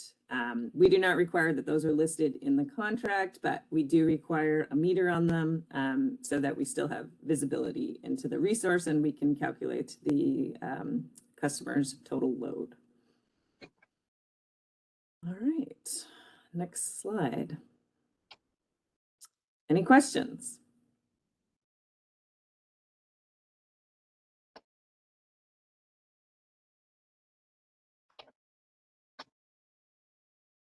All righty, thank you, Lindsay. That was very concise and informative. That I know a lot more than I did before about these BPA contracts. So thanks for that. Yeah, no problem. I do have a question in the chat for you, Lindsay. This is from Diane representing small business interests again. Does the BPA track how many certified firms participate in BPA's listed or metered projects? Certified in this context would be companies that are certified by the federal government or state. So it says two some, I think she maybe missed a word at the end. Two, maybe COBID. Do you know COBID? Certified firms that participate in the resource projects? Yeah, I don't know, Diane, if you can come off of mute and just share. Sorry. I put it in the chat as well, because in case it would be helpful to have it under the eyes. Diane Hinkles for Small Business Utility Advocates, representing small business interests, and just wondering BPA federal. So, and then we also have state. So what I'm talking about is whether BPA has been able to track at all the participation by certified firms for the federal government. It's kind of understood historically as like minority, women-owned, and disadvantaged businesses otherwise. And in Oregon, analogous, I include the COBID because in Oregon, the analogous is the Certification Office for Business Inclusion and Diversity. And in this way, you can kind of track what is the benefit to these businesses of these projects, or, what's the participation level.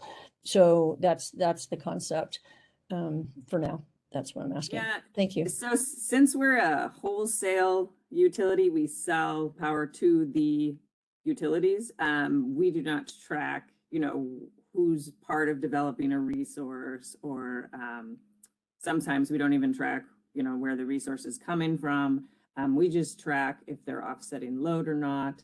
And they just tell us, hey, City of Ashland, for example, sorry to pick on you, Tom. City of Ashland's developing this resource. We're putting it in the contract. It's 300 kilowatts. That's about the extent, it's solar, of the information that we require from the utilities. So that's really between the utility and who's working on the resource.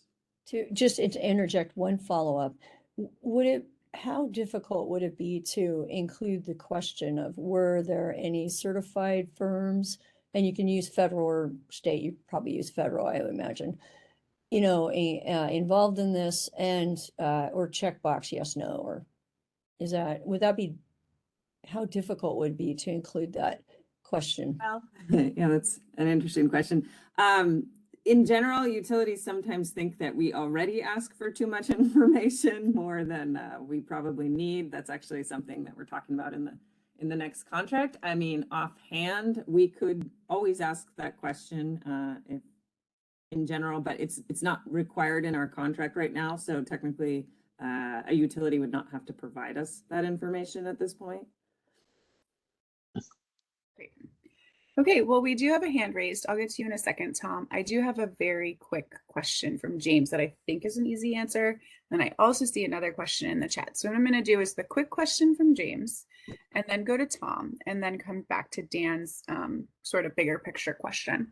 So James is asking, at what level, congressional or administrative, would changes be required to lift the 200 kilowatt limit for full requirement contracts and the related 1 megawatt? Great question. So the 200 kilowatt limit is just housed in our 20-year contract. So that is actually up for debate for the next contract. Again, it's in both the power and the transmission. So we would probably have to lift it on both sides, but it is something that we are definitely talking about. It's on our customers' minds. And we have it, on the list of things to look for in the next contract.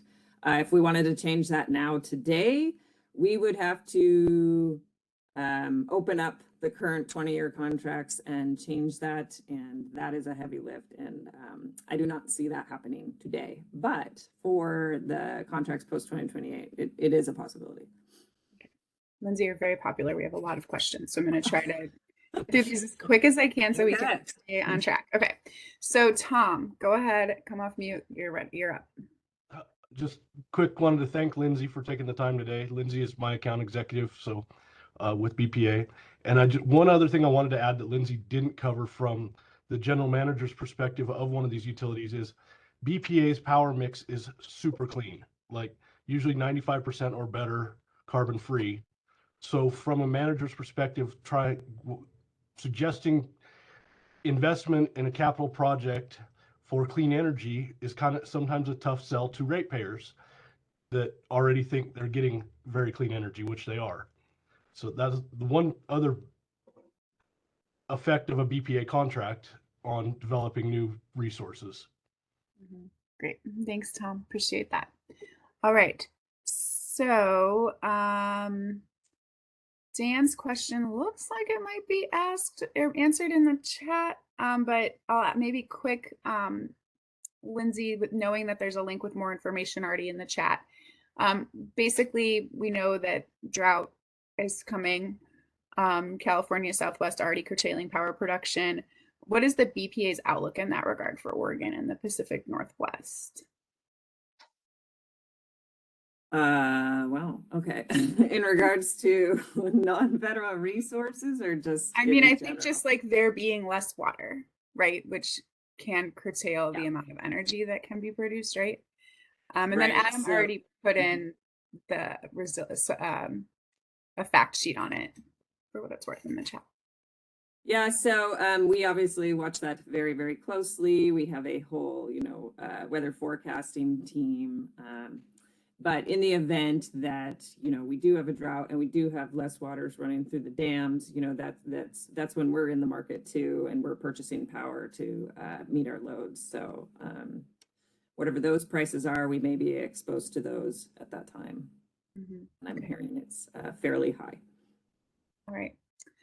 So fact sheet with more information already. Thanks for that, Lindsay. And then I'll make this the last question for Lindsay. I don't know, Dan has his hand up too. Okay. I'll ask, oh wait, he lost his hands again down. Oh, it's back. Okay. Let me ask Jack's question and then we'll get to Dan, and then just know, folks, that we're over time. So please be as concise as you can. Thank you. Does BPA joining the EIM mean, this is from Jack, does BPA joining the EIM mean BPA could pay its treasury debt, thereby reducing the need for the take or pay component in COU and PUD contracts?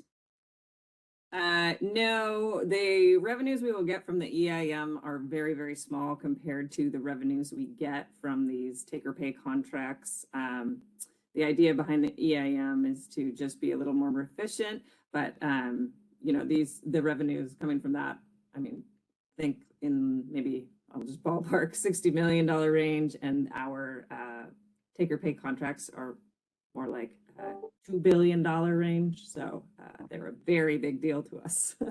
Got it. All right, thanks. And then Dan, go ahead. And then we'll move on after Dan.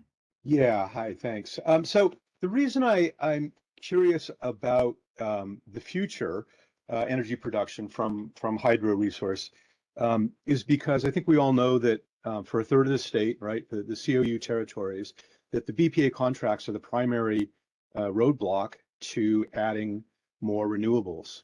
And so I'm wondering if BPA is going to be short on power in the future, where do you plan on getting that from? And perhaps more importantly, is there talk at BPA, is there discussion about collaboration with communities, with COUs, about using other resources besides your existing dams to provide that power shortfall, make up that shortfall? Yeah, so I mean, the shortfall is cyclical. It happens, you know, it doesn't happen all the time. And obviously right now, BPA is doing really well as far as water supply goes. So it would be, you know, a risk to just let customers add resources as needed and then take them away as needed, because we couldn't lock in those revenues to make that treasury payment, basically jump on and off of BPA. If, you know, if we foresaw a situation where long-term we would be in a drought or have a shortfall, then BPA by the statute could be required to develop its own resource. And in that case, we would engage the region on that. But again, we are looking to make the next contract a little more flexible as far as utilities being able to add individual resources to serve their loads. Great. Thanks so much for being here, Lindsay. We appreciate it. And then I think we gave everybody 10 minutes for presentations, expecting a little bit of Q&A. Obviously, we've had more than that for Q&A so far, and we're running like at least 6 minutes behind if we don't do any more questions. So I'm hopeful that the people presenting might try to get done a little early so we can have some time for questions. And then the other option is that people could ask questions in the chat and maybe the presenters can answer there. So I'm going to try to manage our time as best I can, but just like a heads up that would all be ideal. And Christy, I just wanted to take 30 quick seconds just to respond to Dan's feedback. I know we're already behind schedule, but I just wanted to share on that last point. That the analysis I've seen, Dan, is that well, climate change is certainly going to have an impact on the hydro system in the Northwest. The expectation from the modeling I've seen from Bonneville and from the Power Council is really more it's a shift in time throughout the year of when that hydro flow is going to happen, not as much of a reduction in total energy from the system. So it looks like you know, more rain, less snowpack in the winter, higher hydro flows in the winter months, less of that big peaky runoff in the spring. But it's quite a bit different situation than you're seeing in California and the Southwest.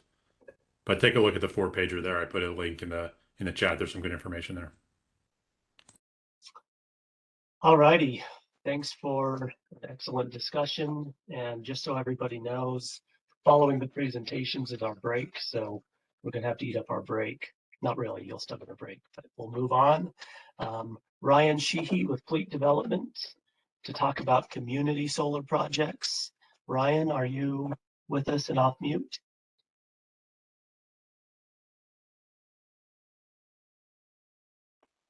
I'm not sure if Ryan is in with the Let's see if he snuck in under the attendees. Yeah, he's there. Linda, can you move Ryan S up, please? Sorry, I did a review for finding these people earlier, but some people weren't on yet. Thanks, Ryan.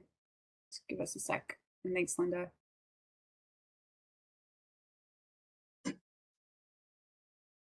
Okay, Ryan, you should have the ability to unmute yourself. Can you hear me? Yeah. Yes.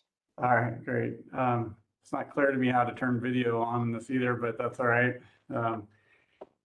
Thanks for letting me speak, and I will keep it quick. I was asked to speak about community solar. What I do is community solar projects tied to apartment complexes.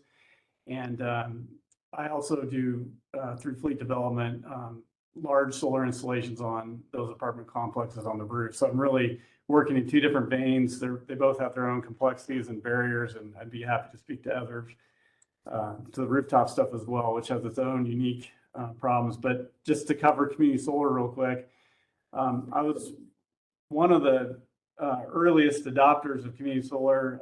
Actually had a project or two started before the rules were even settled, which really challenged me later. It doesn't always pay to be the pioneer. It's better to be the settler, I've learned.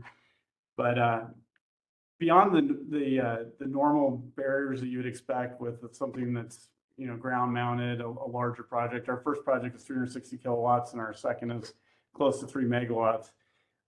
You know, you have land use issues and some NIMBY stuff as well.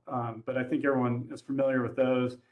What I've seen to be one of the more complicated parts of community solar is that it is treated in some sort of gray area between a like almost like a utility scale project, or at least a qualifying facility level of treatment, in between there and net metering, which would be your standard rooftop solar project. And it's kind of put a lot of complexity and weight on what could be a lot simpler program and easier to develop. So just to give you an example, here in Enterprise, Oregon, we have a 360 kilowatt community solar project. It was just finished. It was built last year. 6 months later, I still don't have it turned on, and there's a lot of reasons for that. But one of the primary ones is there's a lot of requirements that we didn't know about going into this, whether it was documenting an engineering plan.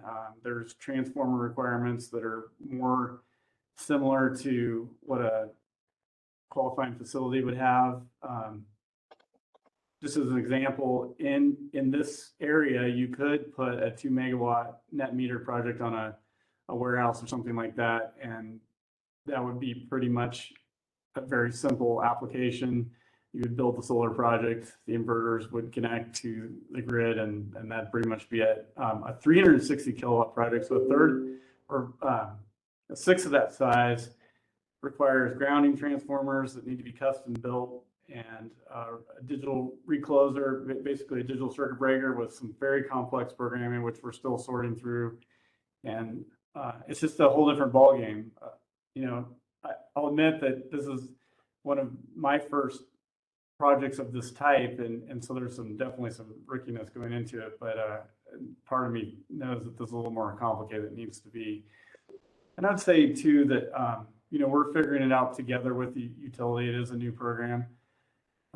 There's also a little bit of a hangover from the past. I think in the case of the grounding transformer requirement, which is a $65,000 piece of custom engineered equipment, today's inverters do all that a lot better than this device. If you looked at it, it's kind of like something Tesla would have built 150 years ago. And I mean the old Tesla, not the current one. And just a modern inverter can do a lot better than that and speak directly to the utility if needed. So there's some, I think, some growth there. Financing for us is a huge barrier. The project that's of this scale, anywhere that's 360 kilowatts is our smallest, up to 3 megawatts, which is the biggest community solar can have. You just can't get low cost financing for that. I mean, I could probably put it on my credit card for cheaper than I can get the funding from the bank. A lot of that has to do with the scale, unless you're into the huge megawatt numbers, you're just not going to see the prices where you need them to be. Yet you're also too big to really benefit a lot from incentives, although I'm hoping that the CREP program helps some projects out because it's going to fit that middle ground a little bit more. I think that once you've even got one of these built, there are some additional complexities in the program between billing, the relationship with the subscriber, how that's tracked at the utility, and our company, which will be handling subscription management. That's an expensive process for us right now. On our economic model for this project, we're actually putting subscription management and operations of the project at zero, just to make sure that we can pencil it. We're going to donate our time to that, but that's not really sustainable if you were to do quite a few of these. There are companies that have created subscription management programs to help deal with it. They kind of created those internally because the cost of going out into the market for that is prohibitive. So those are some of the kind of the big barriers that we're seeing to get these projects off the ground. And I think that maybe some of them will go away in time, but community solar is complicated, and I would just venture it's a little more complicated. It needs to be. Certainly Ashland's VNEM policy is a much simpler way to get the same thing done. And I'd recommend that as we move forward on programs like this, we strive to make them as simple as possible instead of allowing them to grow into something that's really very complicated. I'm not sure where I am on time, and I want to be cognizant that we're behind. At this point, maybe I'll take some questions, or I've got some other comments if you'd like me to go on. Thanks, Ryan. The video turn on thing is kind of like bottom center if you want to try, so we can see your face if you would like us to see it. And then there we go. Hi, Ryan. I see it now. Yeah. So I don't see any questions or hands up yet. So why don't you go ahead and take a few more minutes if you want. Okay. I'll interrupt you. How about that if we get any? All right. One of the other obstacles that has surprised me the most on this really is the cost of insurance. And I don't know if anyone else is seeing that, but solar is still treated by the industry as a risky business.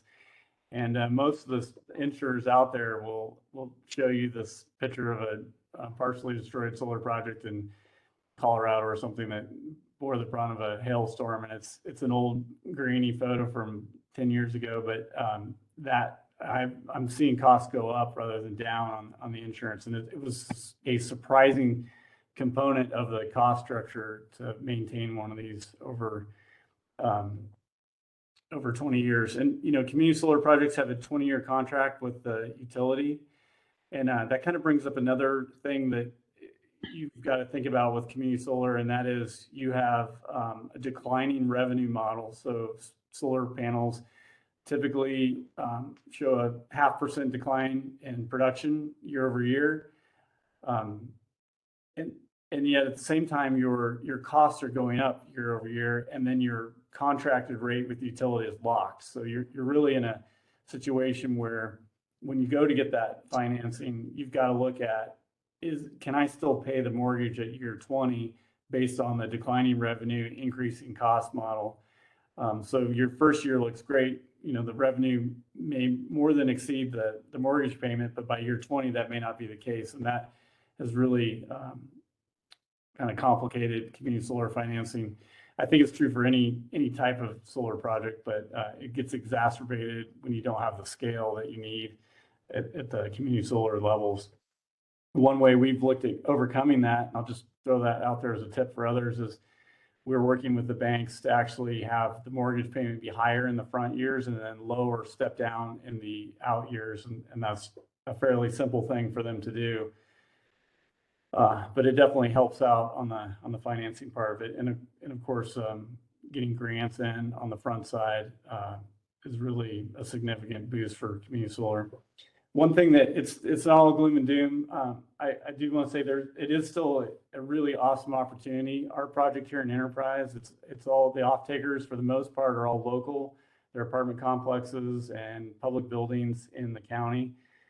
So it's local generation, and though, you know, whether or not that local generation goes to that local building exactly, or if it ends up somewhere in the grid all over the place instantaneously, it almost doesn't really matter because it's visible to the community there. It's benefiting the community there through savings. We have 2 low-income apartment complexes that are linked to it where we're just donating the subscription 100%. So it's like a 100% discount for the tenants. And we are embarking on a community energy planning process with Energy Trust. And we are hoping to someday get to the point where when the power goes out for 10 hours like it did last January, we can actually maybe use this local generation to plug in and provide some backup to key buildings. So I think unless you're, you know, if you're not building it in your hometown like community solar allows you to do, then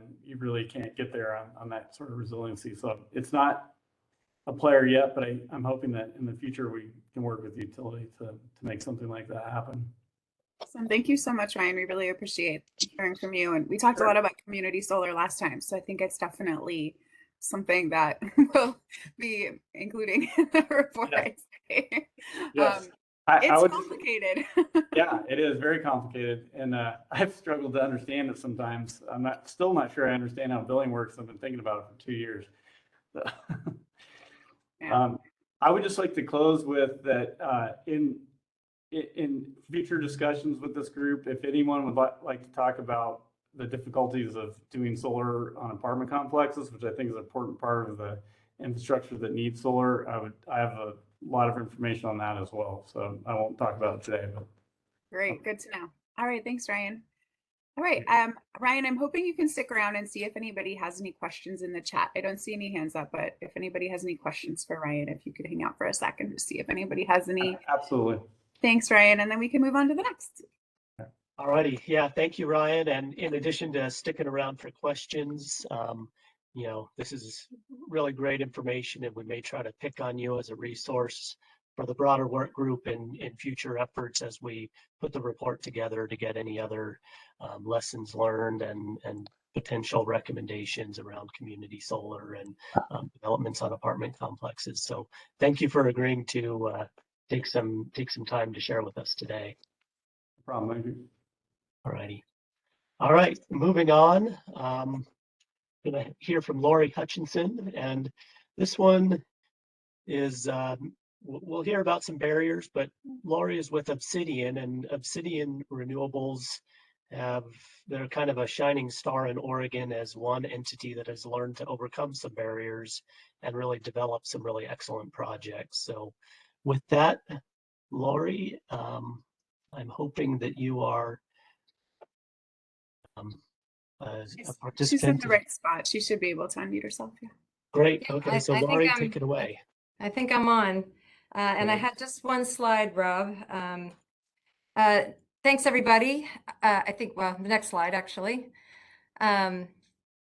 So, yes, thank you, Rob, for the glowing introduction. Obsidian has been developing in Oregon since 2009. We built the first, I believe we built the first utility scale solar projects in the state for both PacifiCorp and PGE. And we have continued to stay local, no matter how hard it is. And we've continued to evolve as policy changes. And I wanted Rob to put up this slide today because it's just kind of a map of several Oregon solar policies. This is right outside of the town of Lakeview. You can see the town of Lakeview in the background. This is about 11 megawatts total, so it gives you a good reference scale for what PURPA projects were when we were able to get standard contracts up to 10 megawatts. And the projects here it's a complex of projects that we started developing in 2009. The first project is in the middle. It's 2 megawatts for PacifiCorp.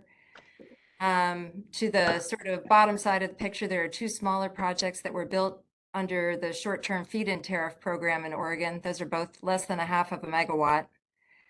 And then wrapping all around those 2 projects is 8 megawatts that we did under PURPA. And PURPA, as I think this crowd probably, oh, and there's one more program in Oregon that's represented on this photo. There's a tiny little net meter project that serves a 4-H farm that we worked with the local community to build, also in the bottom of the picture. So PURPA is kind of in the rear view now. For most developers, you can still develop and get standard contracts up to 3 megawatts. We were really participating when you were still able to get standard contracts up to 10 megawatts. And the main thing, PURPA, just at the state and the federal level, was sort of a way to sort of grease the wheels to allow more diverse participants in providing energy.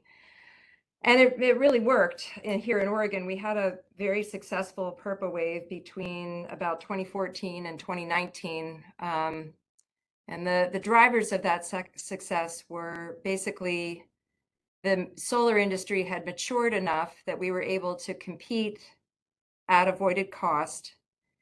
And then the simultaneous ability to get a standard contract from the utility for up to 10 megawatts at their avoided cost basically de-risked one of the 4 or 5 things that you need to develop a solar project.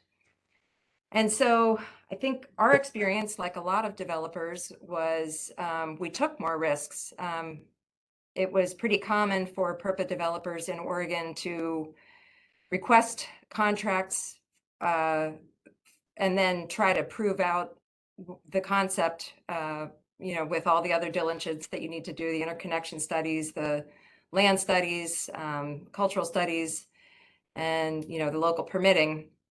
And so as a byproduct of that, the Purpa wave, although a lot got built under it, we also have a lot in the scrap heap that didn't get built. And that was all part of the learning curve of developing utility scale solar, and sort of feeling out the grid in Eastern and Southern Oregon, brick by brick, or substation by substation, by, pulling those studies and doing paying for the studies that you need to do to learn about the grid.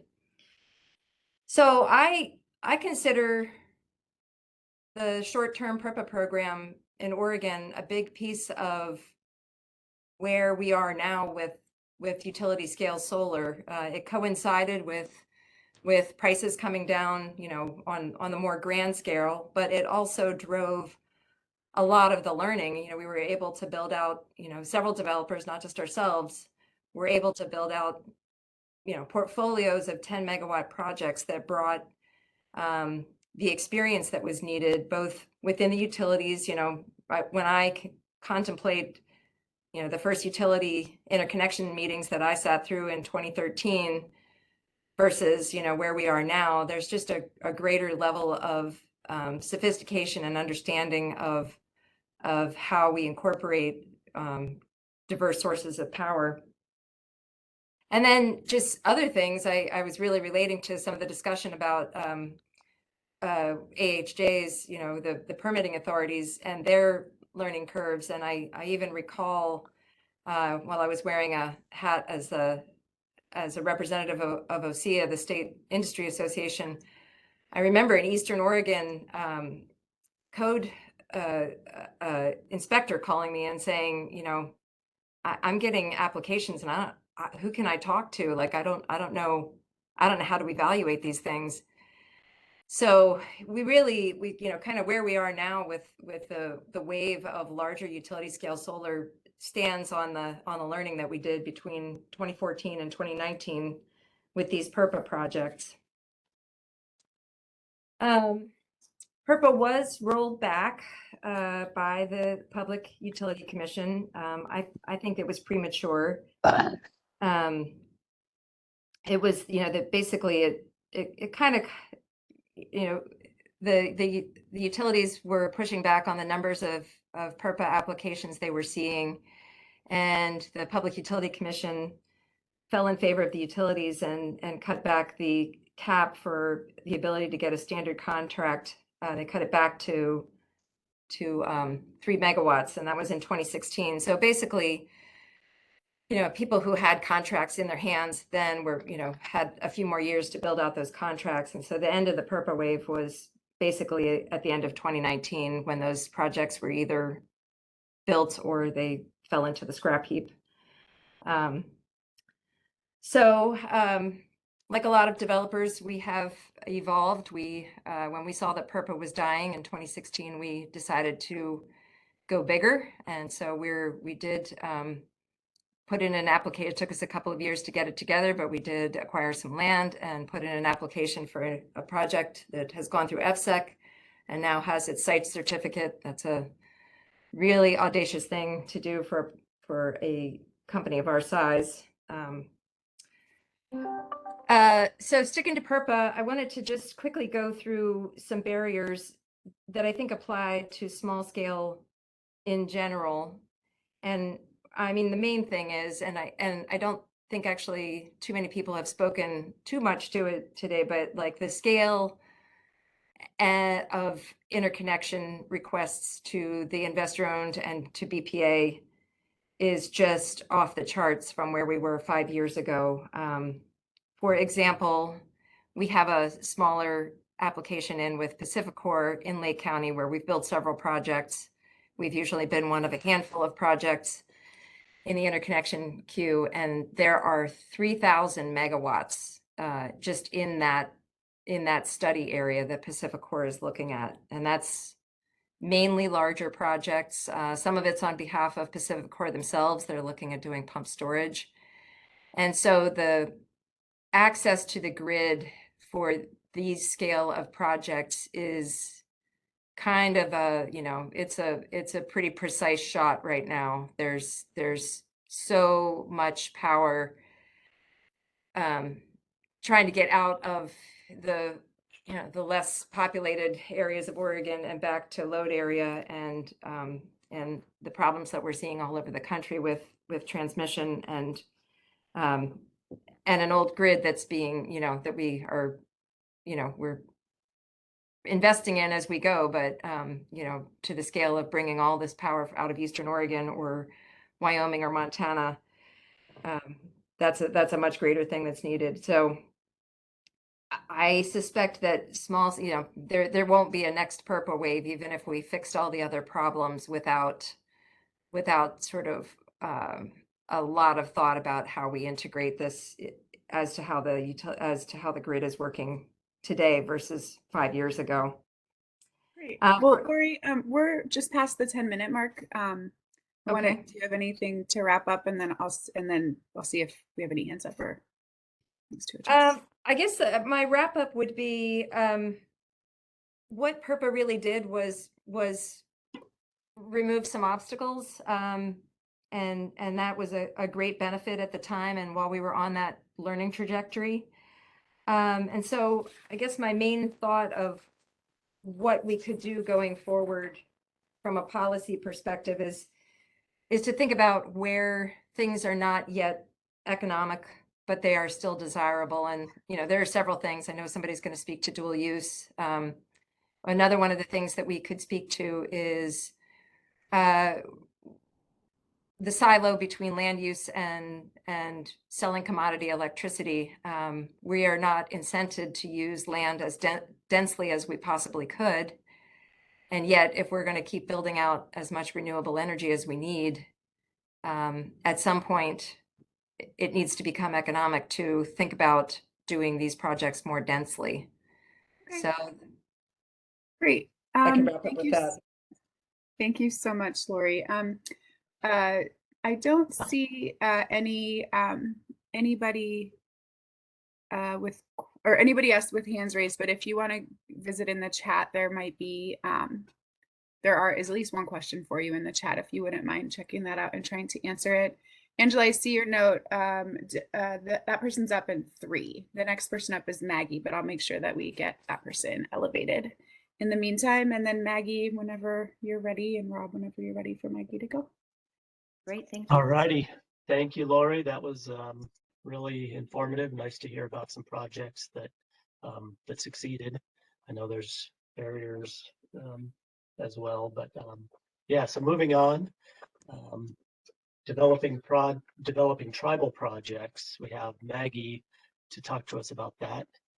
And Maggie, if you're off mute, take it away. I know you have a lot of slides, so feel free to tell me where to go on the slide deck. Exactly. Yeah. So I put in a big slide deck here. I really think there's a lot of information that's just not covered in many mainstream contexts. I feel like I could put a course together on this. So I'm going to go quickly through. The slides will be available and you can go back for reference. So first slide, please. And I'm Maggie Talmadge also. Navajo Power is a private company. It's unaffiliated with the Navajo Nation, but is a Native-owned company, and most of our largest and most mature projects are on the Navajo Nation. Next slide. Next slide. Keep going. Keep going, please.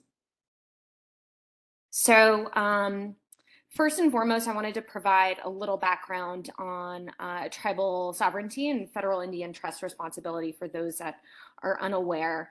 So there's over 573 federally recognized tribal governments in the U.S. So do not view this as monolithic. And the federal government has signed treaties at a government-to-government level with many of these tribes and started treating them as domestic dependent nations and subject to federal law, but not state law. Tribes retain tribal sovereignty, which means that they retain the right to form their own governments, enforce laws within their lands, to tax, to establish requirements for memberships, to license and regulate activities, to zone and to zone. And tribal reservation land is held in trust for Native Americans by the federal government. So what that has done effectively is tribes can't own land, they can't build equity. This is held in trust by the federal government. So when going through regulations, when going through leasing, it needs to go through the federal government unless there's specific processes that have been set up prior. Next step, or next slide, next 2 slides actually. Great potential in Indian country. It's 5.8% of the land area in the 48 contiguous states, but almost 10% of all energy and 6.7% of potential renewable energy. But the majority, vast majority, over 85% of this is undeveloped at this point. Next slide. Keep going. So just some images to view on that wind and solar potential. Keep going. Keep going. And one thing I've also, you can keep going as well. And I'm coming at this from a couple of perspectives, right? I come from a utility scale development background. But what we hear from tribes is largely 2 things for renewable energy, and the purpose is, one is, microgrids, small scale solar to meet resiliency needs. A lot of tribes are completely are just underserved by distribution and transmission lines, or can be out of power for weeks, up to a week on 10 days at a time. So really, and then our tribes are often subject to pretty costly co-op utility bills. So I hear resiliency as a need, and I hear lowering energy costs as a need. And secondarily, we hear, it just depends on the landmass, but tribes wanting very large scale solar for the economic development potential, revenue potential, job creation potential. So some of these next barriers are going to be, if you want to keep going, are both for all scale. So looking at the renewable energy development process, we have site identification, site control, transmission and interconnection, regulatory and permitting, environmental impact, and then financing these projects. And we see barriers all across that spectrum. Next slide. When it relates to tribal land. So site identification, there's often, even if you go into GIS, wetland data is often not available. There's often very little data available to identify these lands. Sorry, I'm actually going to make this a little bigger so I can read it. And there's often not a lot of understanding from external parties on tribal sovereignty and the processes. So that discourages development in the first place. A lot of reservations lack clear property rights. Ownership is often fragmented, which we'll see in the next slide in a minute. And it requires a negotiation with so many different parties when it's tribal trust land, when it's individual fee simple land, when it's allotee land. So it can get really complicated and time consuming. The biggest thing we hear usually is transmission and interconnection. T&D infrastructure is just really absent from tribal lands, and the build out is cost prohibitive. On the regulatory and permitting point of view, projects need to go through federal processes unless tribes have been pre-approved through very lengthy processes. So need to go through NEPA, environmental impact statements, which is, again, very costly, very time consuming. And we know in development that time is of the essence. Finally, all of those cause financing risks, but there's also limited offtake opportunities, lack of precedent for these deals, which really increase the risk and drive up cost of capital for the projects. Keep going. And we're going to skim along a couple of slides. That's just, keep going. Oh, sorry, there's a repeat. Keep going, please. These are like just the federal entities that govern energy development on Indian land. So you can extrapolate and add on the state and county, the state level. Keep going. Keep going. And this is a highlight of a little matrix. Keep going. Matrix of issues. So again, some of the biggest things we've heard are the infrastructure barriers for development. But another big thing is tribes are not taxable entities. So this really, and in some states, tribes cannot, or third-party ownership of facilities is not allowed. So there's really little room at the utility or small scale level to bring in a third party to absorb tax credits. Something I've heard even from local tribes too is, there's limited offtake opportunities. It's very difficult to get through multiple utilities, for example, BPA and Umatilla Electric Cooperative. There's, even though it shouldn't be the case, there's often double taxation by state or county, which makes tribal projects uncompetitive because tribes may also want to tax the project or the property tax. So I think some of these examples have been listed earlier, but looking at some property in lieu of taxes, revenue share agreements, actually full lifetime property tax exemptions for tribes, because I think some of them are limited to a number of years rather than the lifetime of the project. And I think a lot of what we heard too is limited capacity to engage on these tasks. And I want to jump in, actually, I sent out a report, or Christy did, next slide, from NTERA, the Midwest Tribal Energy Resource Association, and NREL. Keep going. So these are points that I pulled directly from their report. So some of these the biggest barriers they've identified with national outreach is lack of tribal representation at the utility, state, or federal level. And that includes on local co-ops. We see limited capacity, clearly. Tribes are served by multiple utilities, making engagement really difficult to navigate and frankly costly and very time intensive. Keep going. In many states, there's net metering limits or a lack of net metering policy, which really inhibits the ability for cost-effective small-scale projects to take place on tribal lands. So really making sure that those are in place and it makes economic sense is vital. I mentioned earlier the limit of third-party ownership. We have some states that prohibit third-party ownership, which then again prevents tribes from receiving the tax credits and also prevents them from having a third party contribute funds in lieu of those tax credits. Interconnection requirements both at the utility and the distributed scale are often difficult to work through and navigate, and are clearly very costly at the utility scale and backed up. Keep going.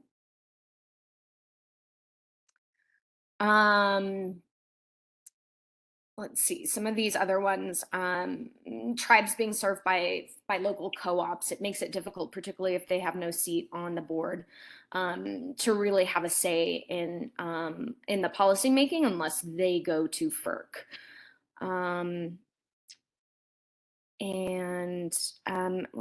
Those are kind of a repeat, so we'll keep going. Maggie, we're over 10 minutes at this point. I'm just curious if you want to. Yeah, this is it. So I think a big thing we are obsessed with your PowerPoint. It's great. Yeah, so I just want to emphasize, the non-taxability, the issues with offtake, and then the property tax jurisdiction question is really something that needs to be evaluated at every state level. So thank you. Yeah, thanks so much, Maggie.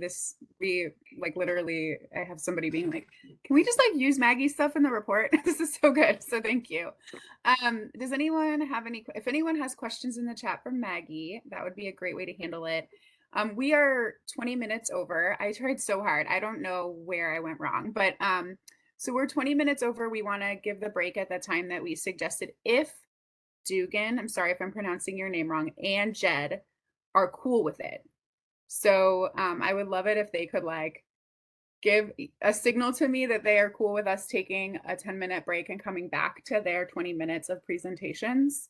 It's fine with Jed. Dugan, if you need to go somewhere, we can let you go and then do the break after. But if you're happy to hang out, just let me know. Yeah, great. Okay, thank you. So we're going to take our 10-minute break as planned because I think we all probably need it. That's been a lot of information. And then we'll come back and do those presentations. And then we're going to make up for that time in the takeaways and sort of breakout room section that comes after the breakouts that we'll do after we hear from Dugan and from Jed. And hopefully that all works for everyone. We'll make sure that everybody gets on with their day on time, of course, because that's a priority. So we'll see you all. It's 11:17. So if we could like manage to be back by 11:25 and take like an 8-minute break, that'd be awesome. We'll probably get started around like, how about 11:26, and we'll just see how it goes. All righty, we will see you all at 11:26. Thanks, Christy, for bringing us back on track there, and we'll manage our time as we go here. So see you all in a few.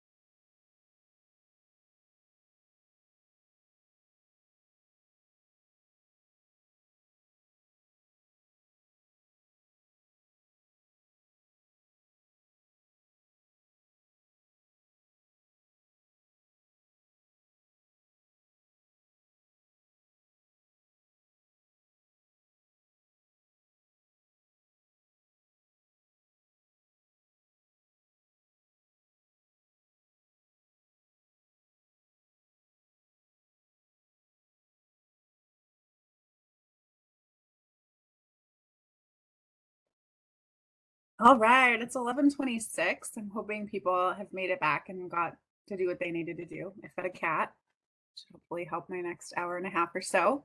I'm really excited that Jed Jorgensen is here to talk about in-conduit hydro projects. Jed, whenever you're ready to get started, go ahead. And just again, because of the time, if people have questions as he's going, go ahead and put them in the chat, and hopefully Jed can answer them when he's done. And then we'll end on Dugan, which I hope I'm saying right. Anyway. Thanks, Christy. Thanks, Rob. I'm Jed Jorgensen. I work with an organization called Farmers Conservation Alliance. We're a 501c3 nonprofit based out of Hood River. I'm going to talk about in-conduit hydropower projects that are mostly, from my perspective, the ones that have mostly been associated in the context of irrigation modernization and the key barriers that we've seen over the past decade or so that have slowed or prevented project development. I'm going to give some really high-level context of what irrigation modernization means, because that's pretty crucial in thinking about these projects. So irrigation modernization, this is a multi-benefit project or suite of projects that we work on, and conduit hydropower can be integrated into these projects. So what irrigation modernization is at its highest level is really large-scale piping and infrastructure development, replacing end-of-life open canal systems with pressurized pipes. When I say large scale, what I really mean is thousands of miles of large diameter pipe, think 4 feet in diameter, all the way up to 14 feet in diameter. So it's a really big infrastructure project. There's a whole bunch of benefits that are associated with these kind of projects, from water conservation being a really critical one, to agricultural resilience to drought, environmental improvements for rivers. So conserving water, you can put water back in stream for fish and wildlife, economic resilience in rural communities by keeping the agricultural system alive there, energy savings by pressurizing that water supply, you can reduce pumping. And then the potential to integrate conduit hydropower where there's surplus pressure within that pipe system, or other renewable projects as appropriate if hydropower isn't possible. The hydro potential that we've seen through irrigation modernization tends to range from 10 kilowatts at the smallest scale, which maybe is more on-farm, all the way up to about 5 megawatts or so. So these are community scale projects. They're not the utility scale projects that Maggie and Lori are mostly working on, but they do face many of the same kinds of challenges, because the majority of them that we work on are qualifying facilities that would work through PURPA, except at that kind of smallest on-farm scale.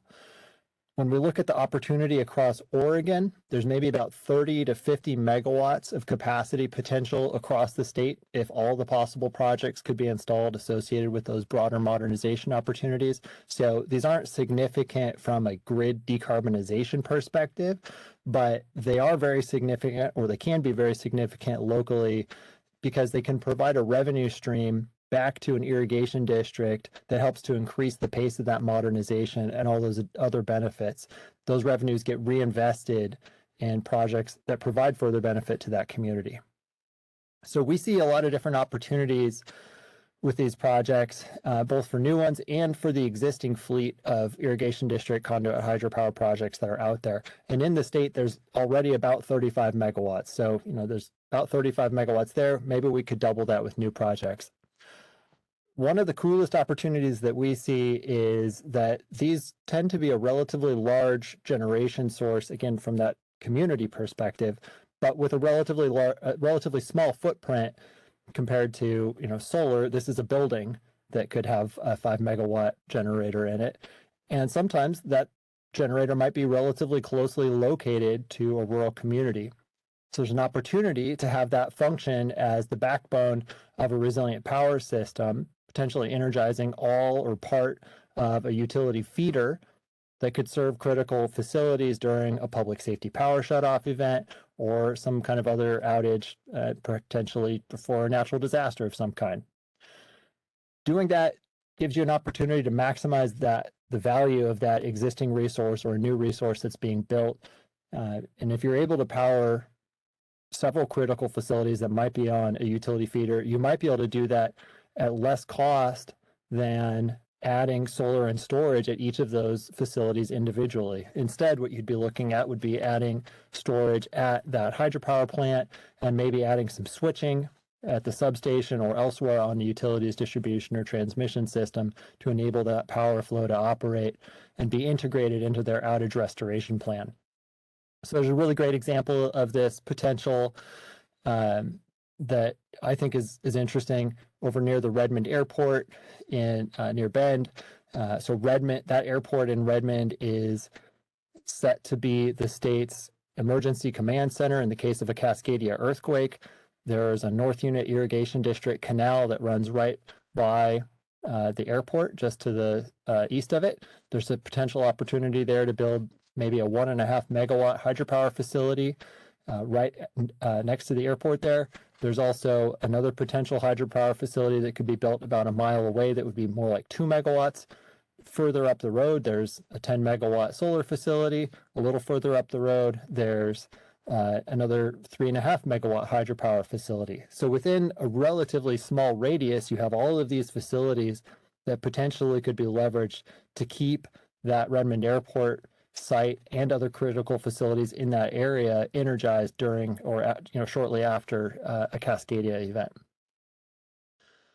So the key barriers that we've seen, I'm just going to touch on 3. I think Maggie gave such an impressive laundry list, and we've seen all of those as well.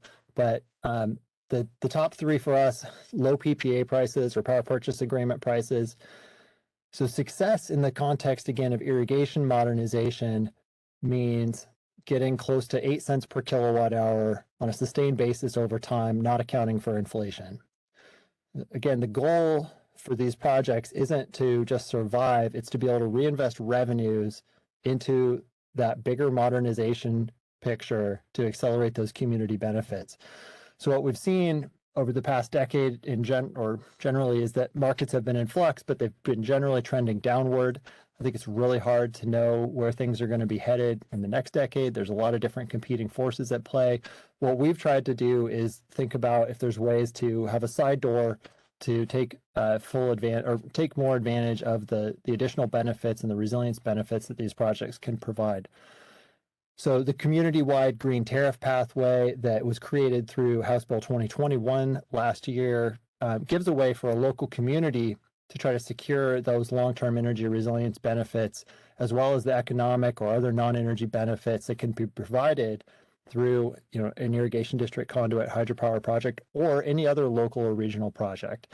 That potentially provides a price certainty that can't be found on the market right now, while also at the same time potentially giving a path for the utilities to find some profit through that system. So when we think about these irrigation hydropower projects and the potential costs that going through a community-wide green tariff pathway might impose onto that community, I think it's probably at the scale of these projects, I think it's basically noise when we compare it to the larger scale grid changes that are going to be happening over the next several decades. But these projects can provide some real benefits back to the community in terms of energy resilience. How am I doing on time, Christy? I can't hear you. I'm sorry. I'm sorry, I was muted. You have a minute left. Okay. Last two things really fast. Interconnection costs, especially with the investor-owned utilities, like others have said, interconnection processes have lacked transparency. The costs have escalated dramatically over the last 10 to 15 years. Utilities don't have to show their work in the process. Sometimes mistakes are made. The developer is often responsible for catching that mistake and trying to fix it. We've, again, tried to shift our focus onto projects that have community resilience benefits to try to avoid some of those challenges. If the utility and the community can be aligned, we're hopeful that we can avoid some of those interconnection cost issues. Last piece, wheeling costs are a really significant issue for a lot of the projects that we work with. So in consumer-owned utility territory, those costs have been a really big challenge. The costs are set by each utility. There's no regulatory oversight over those costs. In some cases, they appear reasonable, and others, they basically exclude that utility's service territory from any sort of project development happening because you just simply can't export the power at a reasonable price. And their PPA prices are too low to move forward. I'll stop there. Thank you. Thanks, Jed. And hopefully you can stick around if there's any questions for you in the chat. And I don't see any specific hands up, although I missed Rain Feast and Mike last time. But in the interest of time, it would be great to move on. And then if anyone has questions, pop them in the chat. That seems to be working well. And then we can move on to our last presenter. Thank you for your patience. All right, yeah, and thank you, Jed, for bringing it home, bringing it in on time. That was informative, and we will move on to agrivoltaics. So, Duggan, take it away. Thank you, and you can move on to my first slide. Hello, everyone. My name is Duggan Merib. I'm the Regulatory Associate at Pine Gate Renewables. I'm here to speak about our efforts to go beyond solar with the Eagle Point project and how that relates to opportunities and challenges in small-scale solar in Oregon. Next slide, please. So Pine Gate Renewables is a solar and storage developer out of North Carolina, and our mission is to get solar done. And despite being across the country, we have several operating projects in Oregon, as well as a few more in development. And I myself grew up in Oregon, so it's nice to get to work in the state. It feels a little bit like going home. So that's great. Can we move on to the next slide? Environmental impact. So with our projects, Pine Gate puts a special emphasis on our environmental impacts, how we're interacting with the communities we work in. We specifically have a program called Solar Culture, which is our initiative to protect and preserve agricultural land on which our solar farms exist to help native plants and animals thrive. And so we've incorporated pollinator habitats and native seed plantings on 8 of our farms in North Carolina and Oregon. And you can see a picture here of the project we are about to talk about. So let's go to the next slide. So Eagle Point is solar culture in action for us. This is a completed solar farm in Jackson County, completed in 2018.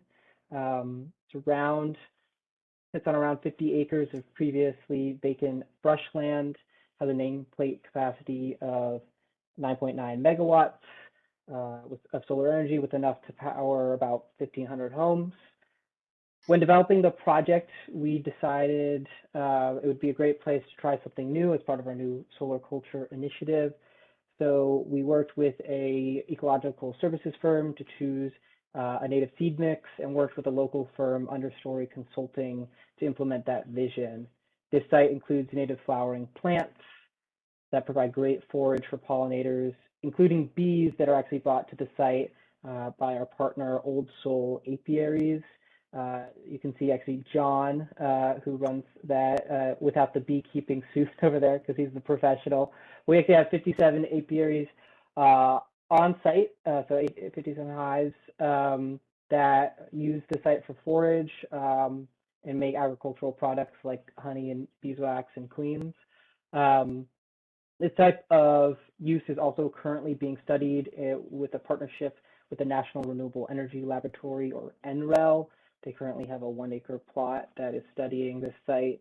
In addition to this, we actually worked with Caldera Brewing to use some of the honey from the site to make a Let's Be Friends IPA beer, which is Oregon's first solar farm beer. So a lot of really cool stuff that was done on this project, and I think it's a really great example of what kind of creative thinking can be done to do some combinations of agriculture and clean energy. If we could go to the next slide.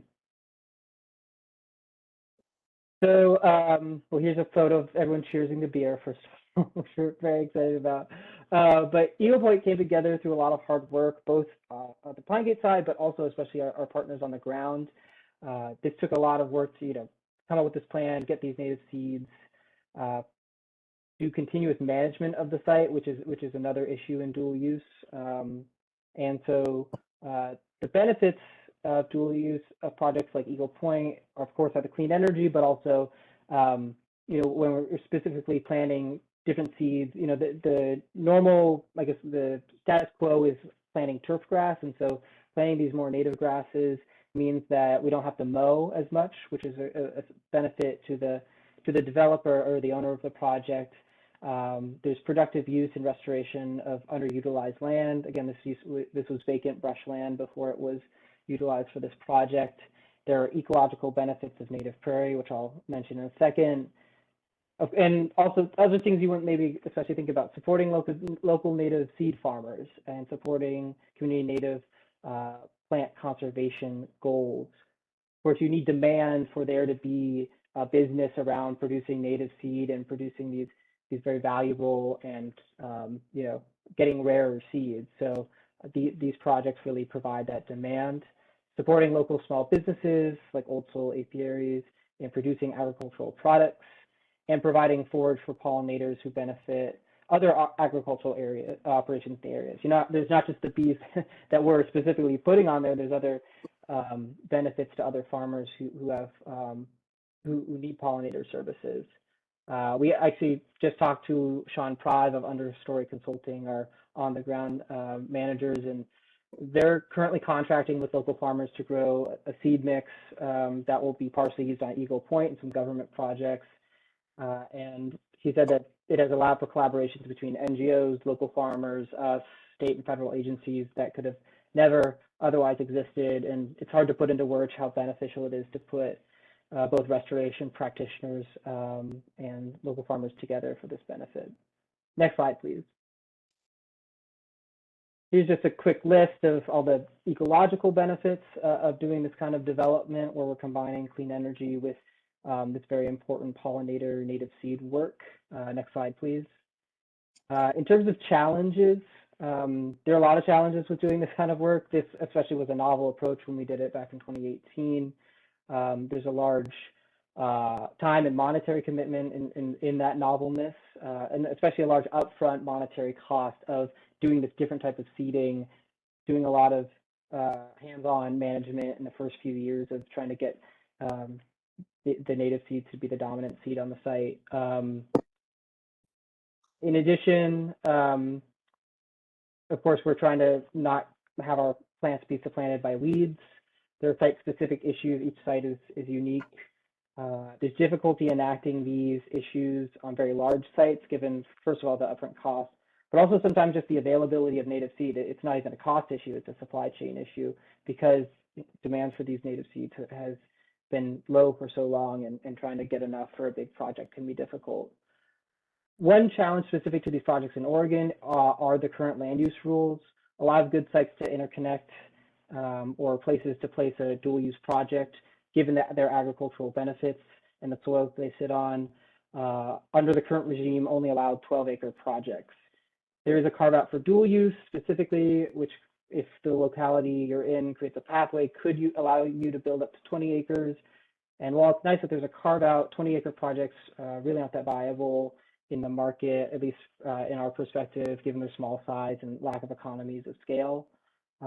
These current rules hamper development, and the current dual use carve out does not recognize the agricultural and ecological benefits that these projects can provide, especially on land that is currently underutilized, despite being on a certain type of soil. And we have people like John Jacob from the bee business, the beekeeper, who has not had a new solar client since these new land use laws came into effect. So definitely challenging. Can we go to the next slide, please? And so, yeah, our takeaways are, this was a really cool project, is a really cool project made through collaboration, creative thinking, and local support, especially with our needed state goals, but also responsible development and trying to add those additional benefits. And unfortunately, despite in the current land use regime, this project had been, when those rules were in effect, this project might not have happened. And I know a lot of other projects that might not be in the ground because of this. So, and despite the agricultural and ecological benefits they provide, especially when actually sited in agricultural communities often on those soils that it's not allowed on these days. And then each project has its own unique characteristics, and what was done at Eagle Point isn't always possible at another site, but there are a lot of ways we can do beneficial development of our solar projects, especially these small scale ones in our communities. that is my last slide, and I'd be glad to take any questions in the chat. Just like nailed 10 minutes, first and last people. Good job. Thank you so much. Yeah, we really appreciate you giving us the extra 10 minutes to take that break too. So if anybody has questions, because we're going to go into breakouts next, I thought it might be good to just take a minute or maybe two to see if there are any questions on agro. Well, I don't even want to try to say it. I'm done now. Agrophotovoltaics. The term is agrivoltaics. We also use the phrase dual use, so that dual use is a bit easier though. Yeah, I'm gonna go with that one for now. I was trying to throw photo in there. All right, I don't see any hands up, which doesn't mean people aren't interested. I think they're all scared to ask questions because of me keeping time.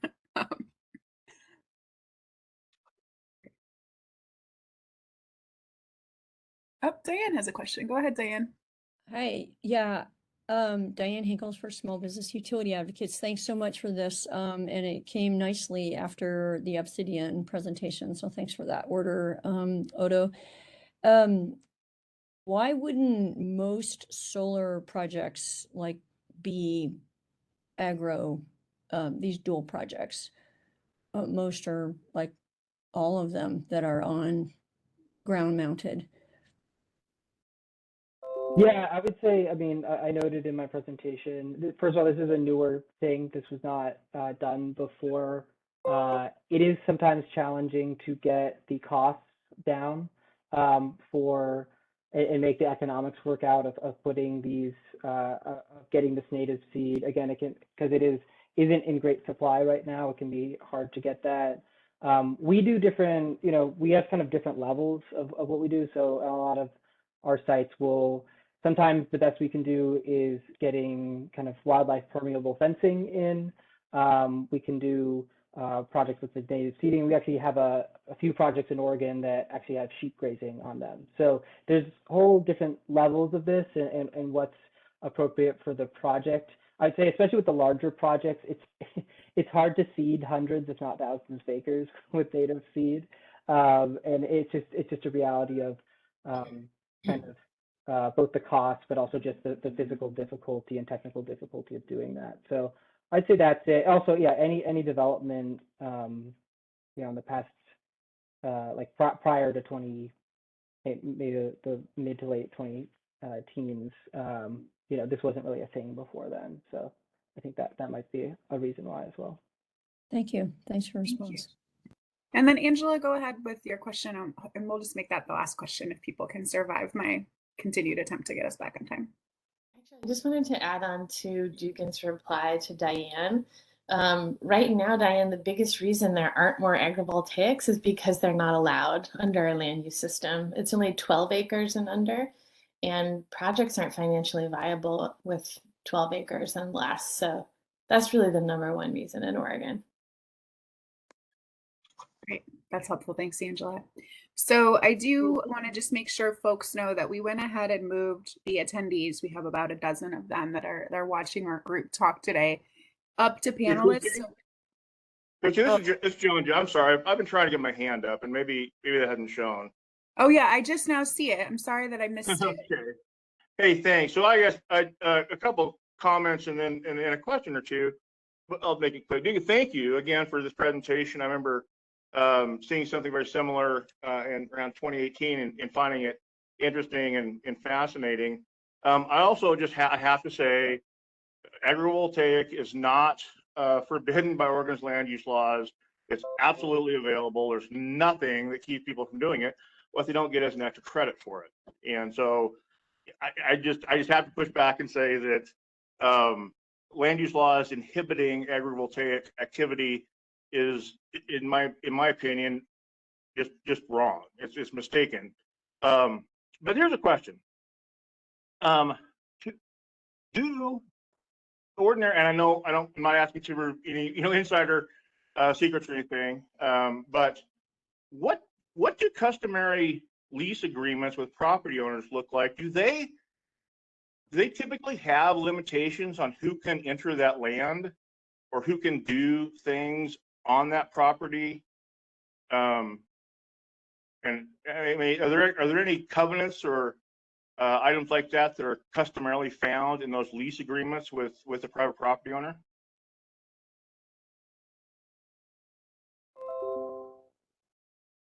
So John, is that meant for me or Angela? I think I would out for anybody that can answer it. I guess would be.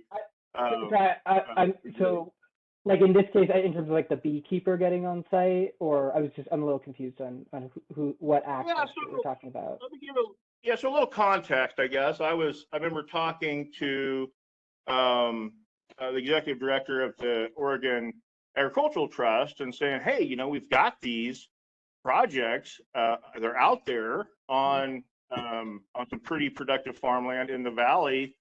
Wouldn't these be opportunities for folks that are interested in, kind of market gardening or niche gardening or CSAs or something like that might otherwise have trouble accessing land? If they're out there, maybe there's a opportunity to get people together.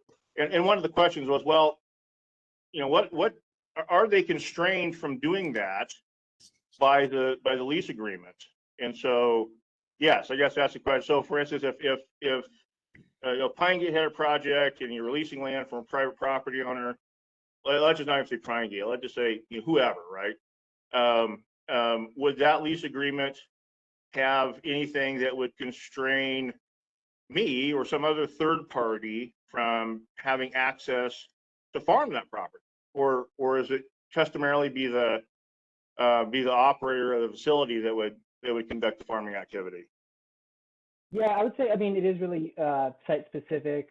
We see this especially as a case when bringing sheep onto farms, because the shepherd has to like they have to like have access to the site, utilize it, and there's sometimes some insurance issues around that. Like, I don't know, what if your sheep chews on a wire, right? So often those will be those are often figured out in those contracts. And if you're talking about like trying to grow plants under panels, often we're working with farmers who own that land and are leasing it to us. So often it will be the landowner who would be the one doing that. Although I'd say agrivoltaics in the sense of growing crops under panels is still very hard to do and do at economic scale right now, at least to my knowledge of it. I will drop in the chat. I had previously worked on a report about dual use and agrivoltaics in Oregon and Washington, and I'll put that report in there. And it talks about these kind of specific issues. All righty. Thanks, Dugan. And Angela and John, there's a question for John in the chat from Angela. So when we go into breakouts, John, if you wanna answer that, that'd be great. And John, I don't see my chat, but I'll do my best. Okay, thank you. I'm sorry, we're just so far behind, and I really want to be respectful of people's time and make sure that we can move on to getting to the agenda, but I know this is an important conversation for you all to have. So I promise if we are doing well on the agenda, we can circle right back to having this conversation. I'll be hopeful we'll make up the time. Let's move on to the breakouts, if that works, Rob. Yeah. And John, I thought that point about, trying to open up opportunities for ag on existing projects in ag country that's an interesting question, and getting at those lease agreements is an interesting part of the barrier there. So thanks for chiming in. And really the issues around this topic, as well as all of the other topics we've heard about, are ones that we can kick right into our breakout sessions. So I'm going to kick this slide forward here. So what we want to do in the breakout sessions, you all will be randomly assigned to breakout rooms. I think we'll have 5 breakout rooms. And we really want to get at the top 3 barriers and top 3 opportunities that our work group members and other participants on the meeting today would like to see in the report. So these are things that we really should focus on highlighting. And so take all of these issues into these breakout groups and turn them into specific recommendations. So with that said, I think that will be our kickoff for our IT team to start breaking us into groups. Each group should have an ODO team member there to take notes, but within the group, we're hoping that you can kind of choose a non-ODO staff member to be a champion of the discussion and to bring some talking points back after the breakout sessions. So with that said, let's break out into these groups. And we originally planned for 20 minutes. We might trim that a little bit since we're running behind schedule. And I hope to see you all after the breakouts with some great recommendations. Great. And Diane, we'll try our best with getting you on the phone and into the breakouts, but Linda will work on it, but just give us some time to figure that out. Thanks for that.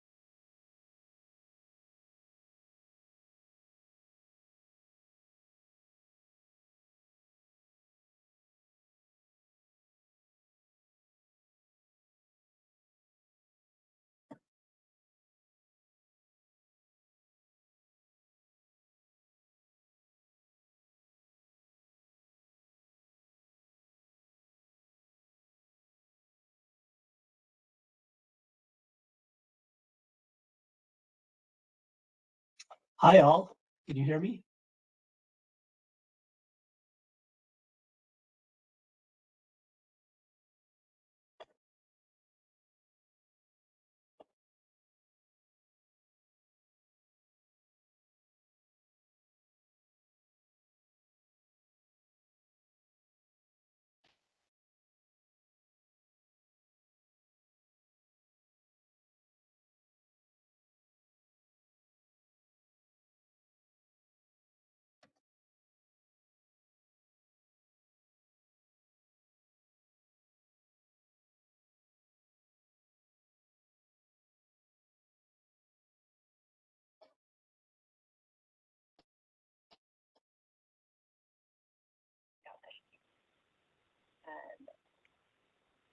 Okay, so thanks for introducing yourself in the chat, Mark, Jessica, and Tom, Ellie, and I think Maggie and Diane can introduce yourself in the chat.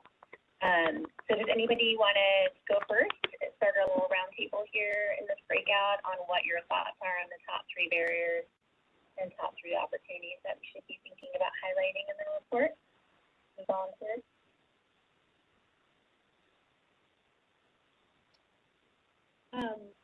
Maggie here. I think both on, across the board, we need to highlight the interconnection too.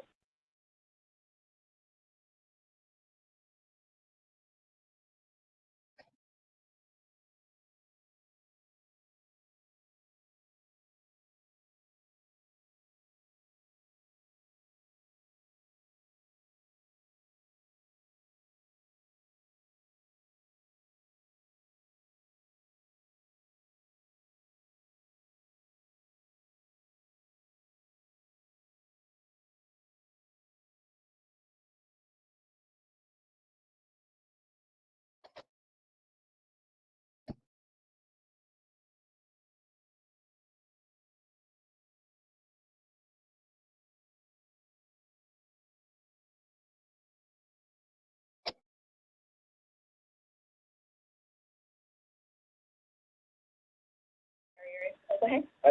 I agree. I agree with Maggie on that.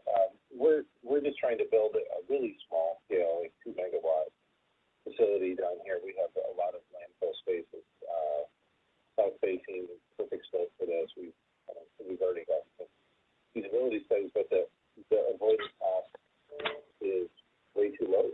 So it just doesn't pencil out. And I don't know how that gets.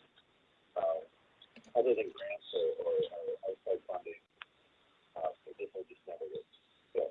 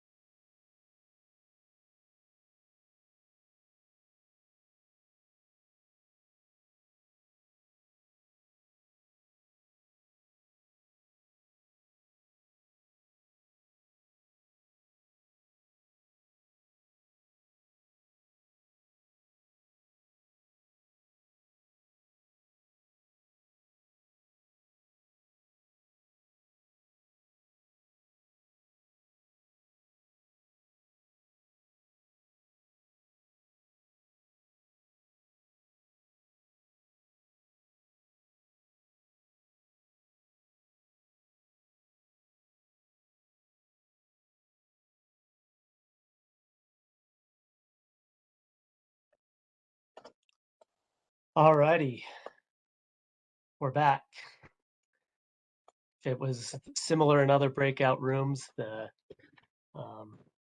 time limit interrupted productive discussion, but that's kind of the way of breakout rooms. So hopefully we got there anyway. So thanks everybody for joining in the discussion.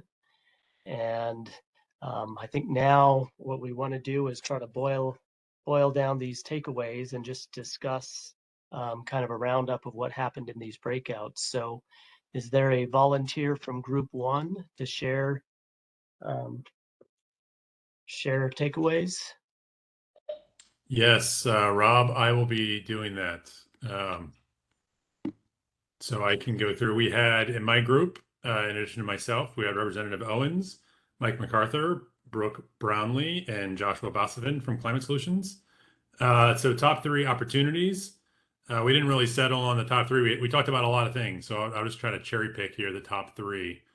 And I'll lean towards some of the more innovative, interesting ones that I thought. So Representative Owens in particular had an interesting one around small scale renewables using less water potentially on some ag land compared to what's happening today. So maybe some opportunities in the future to look at moving some of those water rights into conservation at the same time that you can develop some renewable projects. So I thought that was an interesting opportunity that I had not heard discussed too much. Other two I highlighted here were opportunity for local ownership with small scale projects, maybe compared to larger projects, and then opportunities for resilience being significant. So those were the three that came to the top of the list from our group. In terms of top three barriers, we had a discussion about sort of the value of storage, but there being a barrier around how to compensate small scale projects that want to co-locate storage with their project. NIMBY issues and siting issues were identified as another barrier. And again, an interesting suggestion there around potentially looking at creating some kind of land use overlays, and maybe we could kind of streamline kind of go versus no-go zones for siting small scale renewables. And then I'm going to cheat here and lump together a couple of the other barriers so I don't have to pick. Wheeling issues, we talked about quite a bit. Challenges around workforce to develop these and actually build these projects. And then obstacles around developing QF. So there was a lot of discussion about the reduction in opportunity with changes at the PUC on how QFs are handled. Wow, That's you group guys one. ranged far and wide. That was good stuff. Thanks for boiling it down, Adam. So maybe I don't know if we want to have kind of discussion or if we just want to move straight on to group two. Maybe we get all the groups out there and then we can kind of see if there's some themes developing here. So do we have a volunteer from group two? I think that was our group, and that's me. Okay, can you hear me? Yeah. Yeah, I think that was our group. So this is Keisha Brockman, Oregon Public Utility Commission. We also had Will Van Vactor from Crook County and Dan Orzek from Oregon Clean Power Co-op. And Christy was our note taker. So in terms of opportunities, clean energy benefits available to communities, and how those can be monetized to help bring in dollars for projects. The community green tariff was offered today as one option. Utilities and developers working together on targeted resilience projects to help bring dollars and increase project development efficiency. So this is doing projects that are beneficial both from the developer standpoint and from the utilities standpoint. And then third, create extra credit for dual use projects, which does not exist now. And there was a suggestion that Massachusetts might be an example of having done this. Under barriers, the patchwork of permitting programs, financing, land use regulations, utility rules, et cetera, is a huge barrier. Oppositional nature of developers and utilities. Goal 13, not a clear goal to help the state meet its clean energy goals. And a couple of others, the low avoided cost rates that these projects get paid, and the fact that they're, based on their small size, they are expensive to build. And so those rates don't make up the cost. And for projects in consumer-owned utility territory, that whole challenge that BPA described with not being able to build out in those territories. Thank you, Keisha. And group 3, I was actually in that group, as was Alan, and we didn't designate a spokesman at the time, but anyone from group 3 want to jump in and summarize the discussion? I came in late, so. Sure. I'll do it, Rob. So I think 4 points. One was grid access. One particular line has 3,000 megawatts in the queue of a lot of large projects, 200, 300 megawatt projects. That really impacts smaller projects because you get in the queue, and if it can take a long time or even be prohibitive of being able to get access to the grid. Another one was contractual issues that cause problems on the revenue side. So 2 things in particular: the low avoided costs and the increased operational costs from contractual obligations that make the cost of running the project higher. The third one we talked about was the lack of valuation of all the benefits attributed to renewables. The analogy was on the energy efficiency side is there's a whole movement looking at the value of energy efficiency to be incorporated into the cost effectiveness calculation that are not traditionally in the cost effectiveness calculation. One of the acronyms we use here at Odo for that is Jedi Krebber, which I'll put that in the chat, but it's all the different all the different kind of benefits that aren't included traditionally. And then finally, there's an idea of potentially dual contract tracks with separate contracts for small, and maybe a template that would help developers be able to make it through the process more efficiently and effectively. That's it. All righty. Thank you, Alan. And anyone else from group 3 that want to add anything to that? Okay. Moving on to group 4. Hey Rob, this is Ruchi. I tried very hard to get a non-Odo group member to be our speaker and it didn't work. So I will go ahead and do it. Take one for the team. We talked about barriers around interconnection canoe. There's a lot of sort of head nodding there. I think that really resonated both in terms of cost as well as like backlog related issues in that.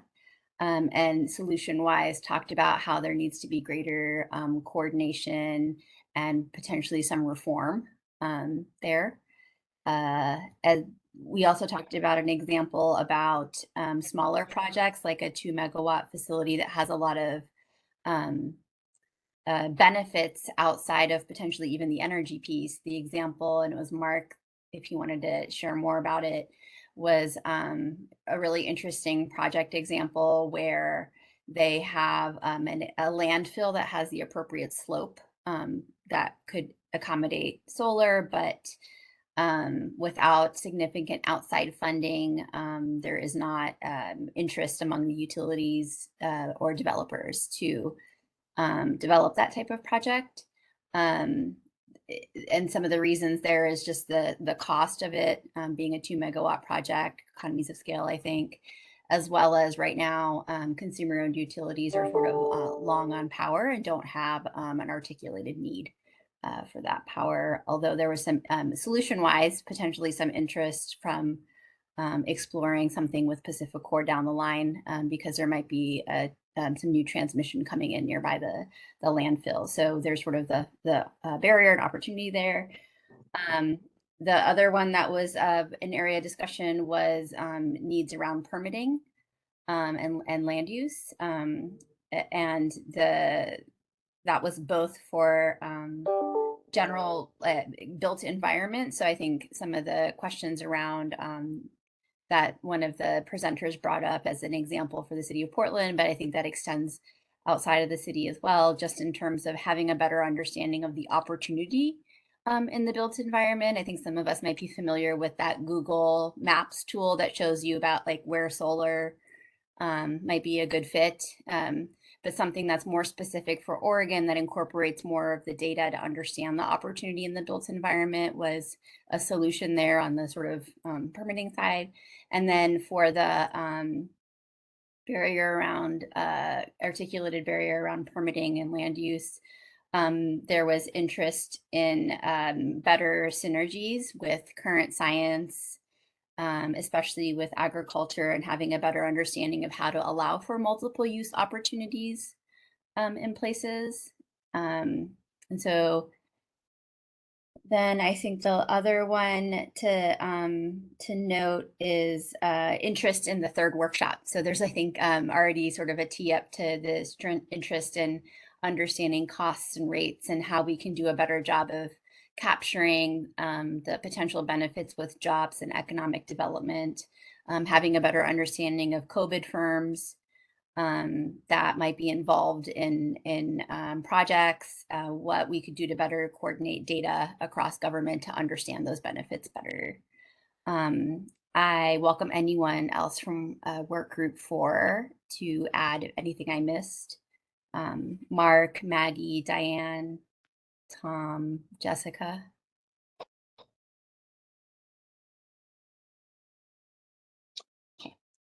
All righty, thank you, Ruchi. We're definitely starting to see a few themes emerge here. So sounds like we had some parallels in some of the groups. And group 5, can we hear from group 5? Yeah, I'm realizing I was the spokesperson for group 5, but I didn't take any of the notes. So hopefully folks from my group can chime in. We talked a lot about the land use restrictions and oops, I have a little friend here that is pestering me.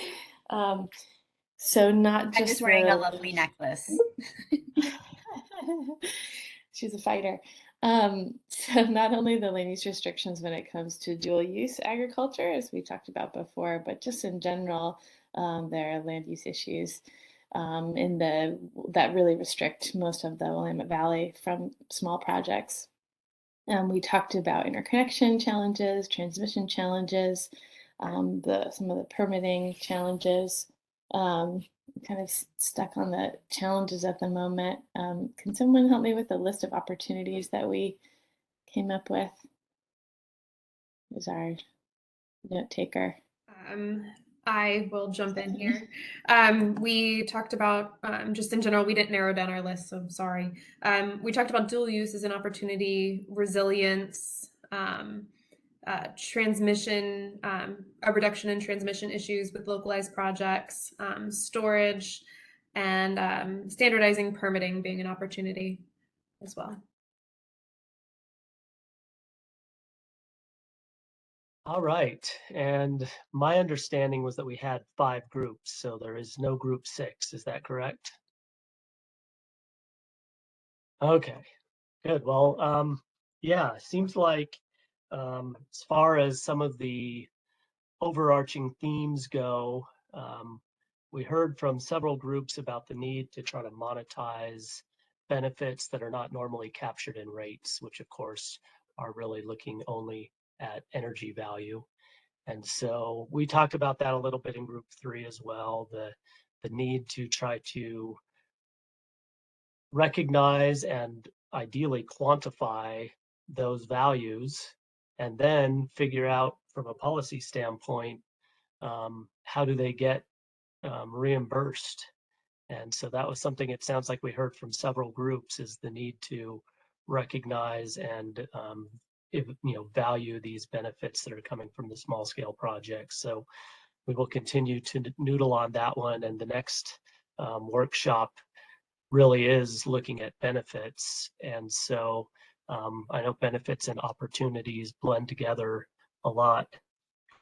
So we will continue to work on that one, and I think we'll be able to get somewhere in the next meeting as well. Another one that we've seen in a lot of the groups is the challenge around interconnection. And I think that when you look at the amount of renewables that we're talking about needing to meet the goals in Oregon and really throughout the West, it's really developing projects at a scale that we haven't seen before.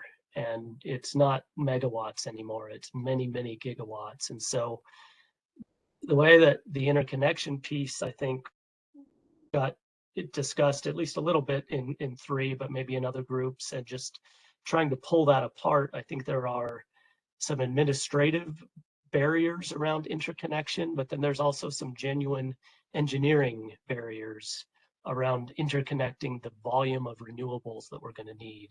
And it gets us to a discussion about new transmission and large substations in the right parts of the state to accept energy from different projects.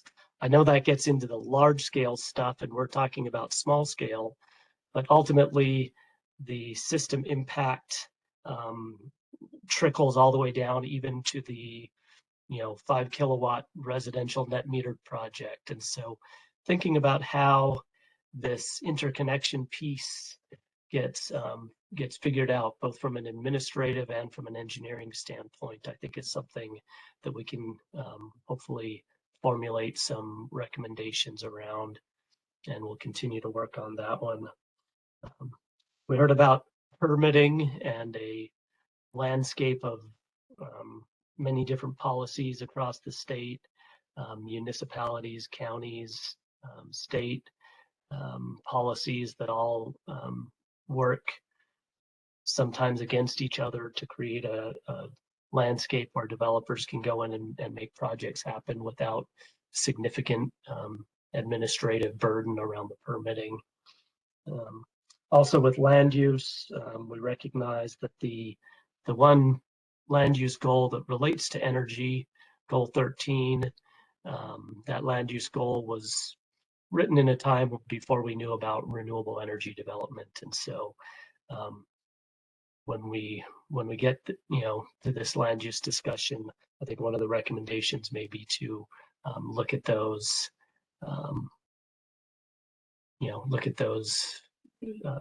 those goals a little more closely. So that's a quick sum up. I don't know if anyone else has thoughts from the main takeaways.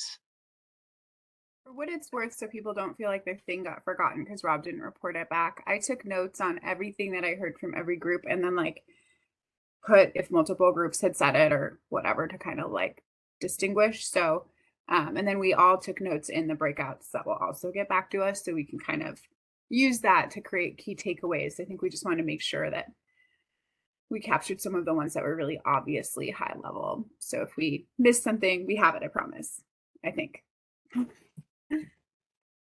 I know there's this sort of, I don't want to call it a cloud, but there's this issue hanging out where a lot of people are kind of writing me and talking to me behind the scenes and in the comments about wanting to circle back, because pretty much every developer or developer ally on here had thought this rule on the dual use was a problem, and then John said that wasn't. So I think that what I'm hoping we can do, since we are a little bit now ahead of agenda somehow, we've pulled off a miracle by shortening the key takeaways part, thanks Rob, is maybe do public comment so that we make sure that we have a chance to hear from the members of the public that have been waiting to have their turn.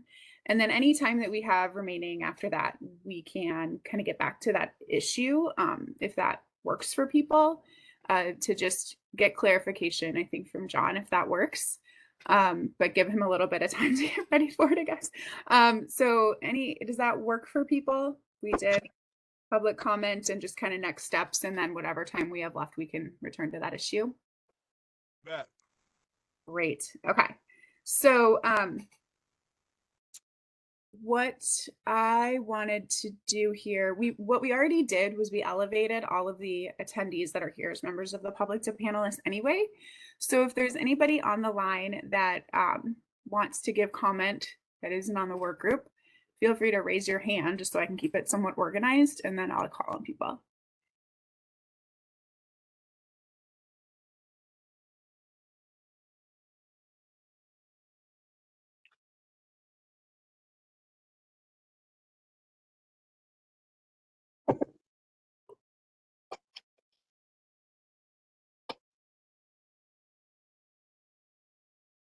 Okay, that was my comfort level with extended silence, about 30 seconds, but I don't see anyone.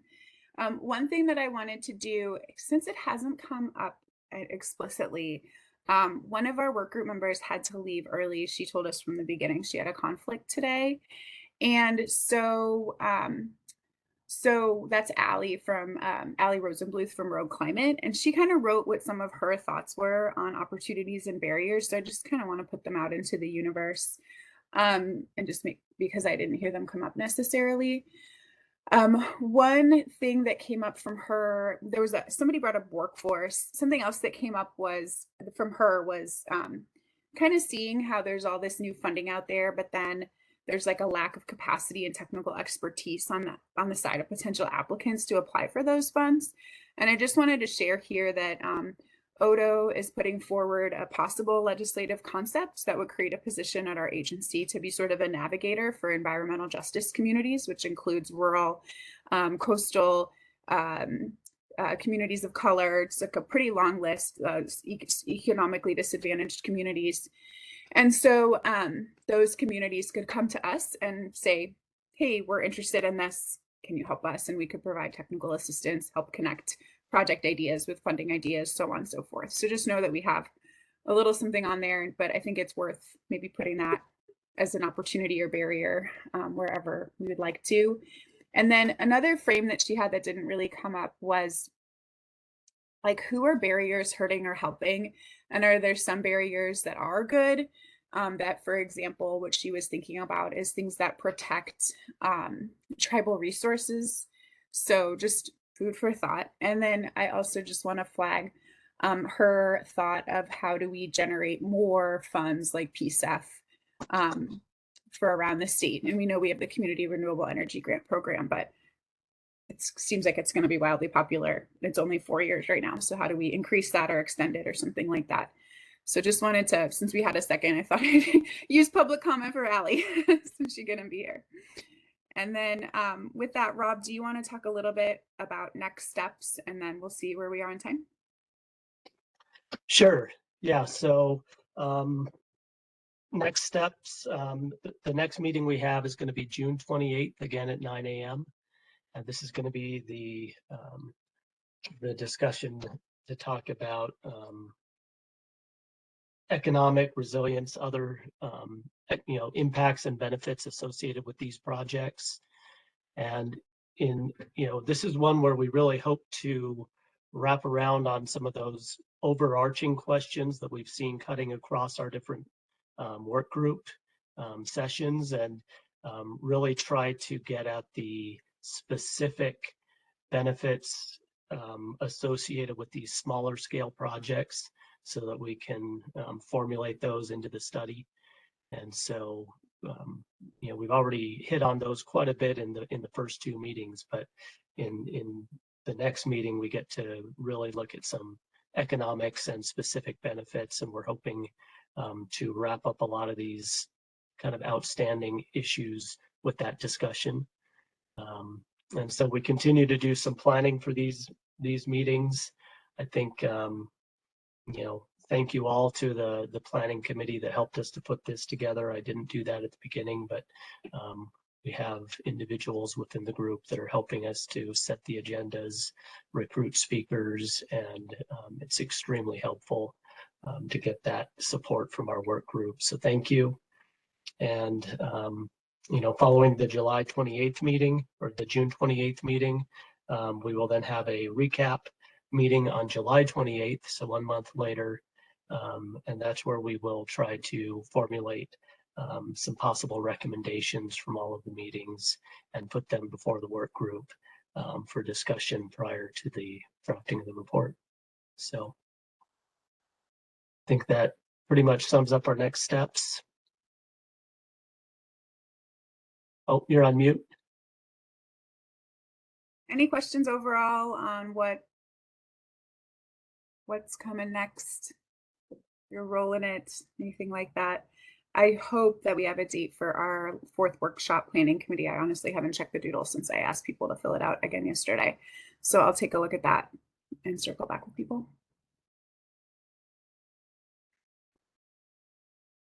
All right, and I don't see any hands raised. So I'm trying to think about how to best handle this situation that we have, which is some folks wanting some clarity from John on what the rules are. And I don't want to misstate the question, or I don't know enough about it to try to launch the conversation and not get myself in trouble. So I would welcome Rob if you have thoughts on kind of how to kick this off, or if there's a question someone wants to ask, or how we want to get that clarity from John, or if John just wants to come off and mute and Sure, yeah, I don't mind transitioning and certainly taking it back to John is a fine idea. But the way I took that was that the land use doesn't prohibit dual use. It just doesn't recognize additional, it doesn't give credit for it either. So to say it's not allowed is not technically true. It's just that doing it doesn't bring you any additional acreage into the discussion of developing on these prime farmlands. So John, I don't know if that kind of describes. If I may, and I have to apologize, I can't see anybody. I can't see anybody. I hope you can hear me.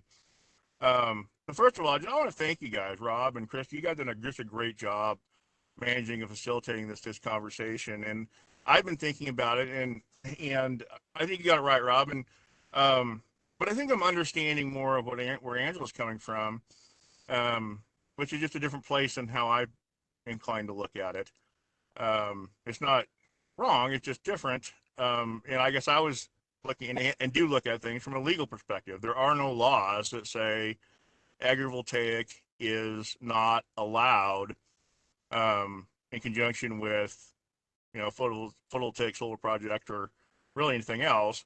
I think, and I can stand to be corrected. I think where Angela's coming from more of like of a perspective of practicality, and that if I'm kind of connecting these dots correctly, that 12 acres may not be sufficient to justify an agrivoltaic project, and because 12 acres is a limitation on high value farmland, not just in the valley, but across the state, high value farmland, that it's, adding that all up means that no one's doing it, which I think is also, something I can appreciate. The question, I guess, I kind of wonder about what is the right threshold, and I'm okay. I mean, I don't know. I can't say that I speak on behalf of our entire agency, but I'm okay, personally and professionally, getting back into this conversation. Well, what would it take? Is, from a policy standpoint, is this a good idea? And LCDC has given a nod to that in a little way, in the beginning. But I think that was just the beginning of the conversation. Are there policy benefits? Obviously, many people think there are. Other people are a little less certain, or a little dubious. And what would it take? What would it take to, properly set the table for that type of an arrangement to happen? And I'm curious. I was thinking about this, and I was like, well, if the threshold is 40 acres or 80 acres, or anyway something bigger than 12 acres, and that means a project that has a nameplate capacity of more than 3 megawatts and is therefore not available for as being a qualifying project under PURPA, and doesn't get those the benefits of the contractual situation. Would people do it? I mean, would people do it without that certainty provided that we get a power purchase agreement? So anyway, I know that's a lot there. I guess what I'm saying to tie this off is, I think Rob, you got it right. There are no legal prohibitions on conducting photovoltaic solar on under any solar project. There may be practical constraints, and then there may be more than one practical constraint that represents kind of the intersection of different policies. So I'll stop there. But again, thank you for the time, and I really appreciate everybody. I've learned a lot. I listened a lot, and so I really enjoyed this. Thank you. Thanks, John. And Angela, do you want to go ahead? Yeah, thank you. Well, first of all, let me clarify something that John said that I'm not sure it came out quite right about PURPA. So PURPA projects are legally 80 megawatts and below. However, the standard contract for PURPA projects is 3 megawatts and under. And the ability to have a standard contract is the thing that allows a PURPA project to really move forward. There are PURPA projects larger than 3 megawatts, but it's a lot more challenging to get those done. And thank you, John, for clarifying dual use. We are saying the same thing, that solar is not allowed on high value farmland over 12 acres currently. And that is not a viable amount of space for solar right now. And so my point was that dual use solar is not allowed currently, practically, because projects over 12 acres are not allowed. And when we talk about especially in the Willamette Valley, it just means that solar is not getting built and that dual use isn't getting built. We heard from Pine Gate that their project was 50 acres, and even that was financially challenging. And so it is unrealistic to expect that dual use solar will happen under 12 acres. Thanks for that clarification. Yeah, so Rob, if I could just say one or two real quick things, I promise. So thank you, Angela. I appreciate speaking to that point, and also correcting me about PURPA. I'm obviously not an expert at all. And I just would add one additional thing is that the exception process remains for companies to pursue for larger projects beyond 12 acres. However, if those of us that have studied that understand that can be real challenging. That's there's no guaranteed outcome there. So what we do see more often is the 12-acre projects through the more simple conditional use process as opposed to the exception process, which requires a plan amendment. And the rules that apply there have been awkward fits. We tried to get at it, and then with some legislation that would have us fix those to some extent, and then it kind of collapsed under its own weight. But anyway, thank you guys again. I'll go ahead and go back on mute. Thank you. I think we've got a couple more hands up though, John. So Dan, you can go ahead. I was going to do your question from the chat, but you can go ahead and do it yourself if you want, and then I'll get to Mike. Dan's question came into the chat before your hand came up, Mike. Yeah, sure. So John, the way I read, there's one clause in here, and I don't know what this number is, 1A, which rules out, the way I read it, and I've read this law pretty carefully multiple times, rules out solar on high value farm ground at any size. And that is the clause that says, except for electrical cable collection systems connecting the photovoltaic solar generation facility to a transmission line, the project is not located on high value farm grounds, farmland soils. And I'll just add that of the 3 counties in Oregon that we've talked to about this, 2 of them agree with my reading of it, and one of them seems to be allowing solar on high value farm ground. Thanks, Dan. No, I think you read it. I think you've read it correctly. I would offer hopefully a little context and explanation, which kind of traces it back to the definition of high value farmland, which is land in a tract, contiguous land in a tract that is predominantly comprised of high value farmland soils. And high value farmland soils are also described. And so what we have there, and this is a product of our 2008 LCDC 2018 rulemaking, which says basically on the best of those high value farmland soils, solar is not allowed except for the Gentile line, I guess. There's a cable connection. on that particular subset of high value soils. Those aren't the only soils that are high value farmland soils, but they are the best soils. So so turn the corner on that a little bit. You know, there could be instances where, based on the actual types of soils on a tract, it is unavailable for utility scale photovoltaic solar development through the conditional use process. Another one, maybe the one next door, with different types of soils, you know, could still be available, could still remain a candidate for that type of a 12-acre conditional use process arrangement. All righty, maybe we go to Mike. You're on mute, Mike.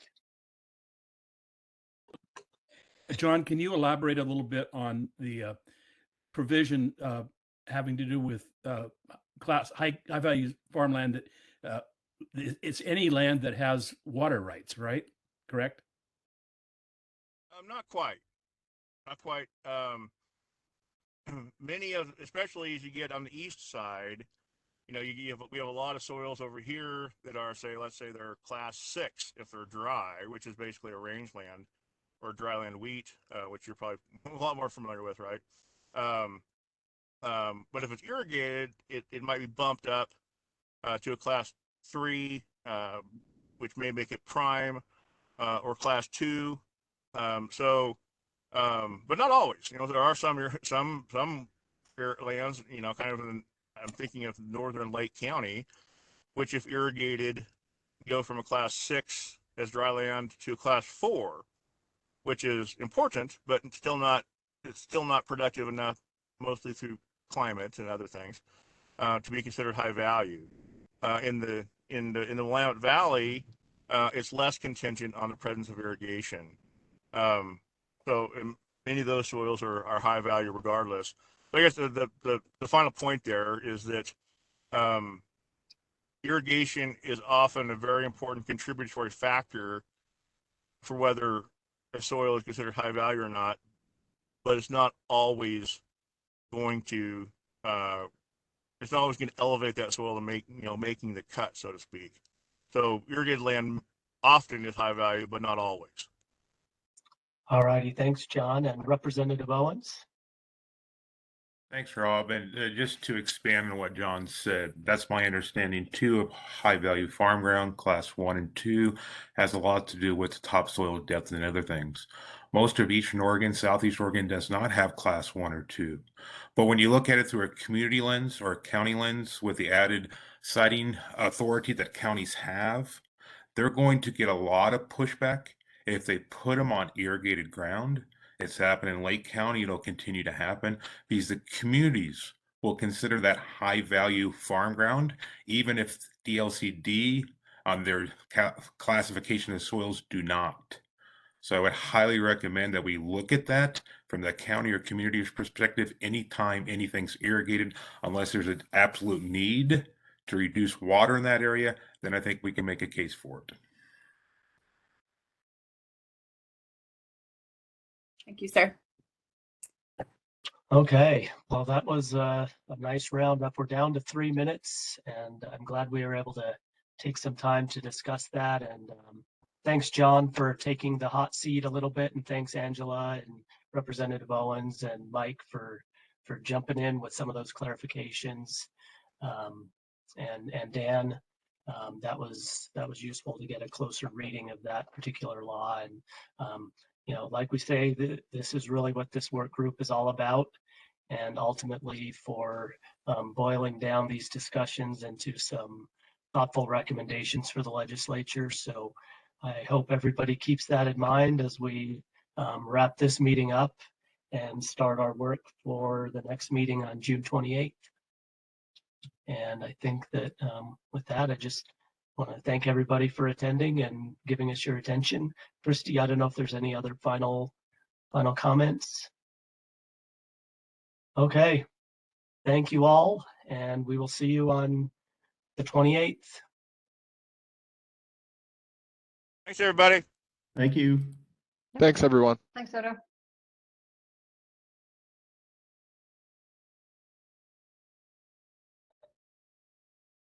I'll stick around while people fade out in case anybody has any questions, concerns, or anything.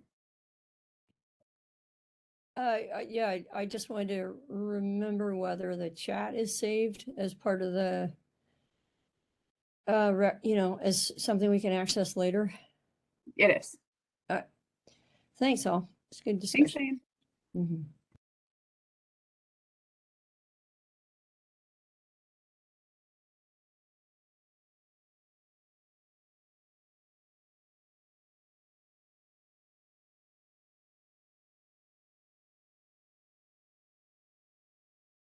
Good job, Rob.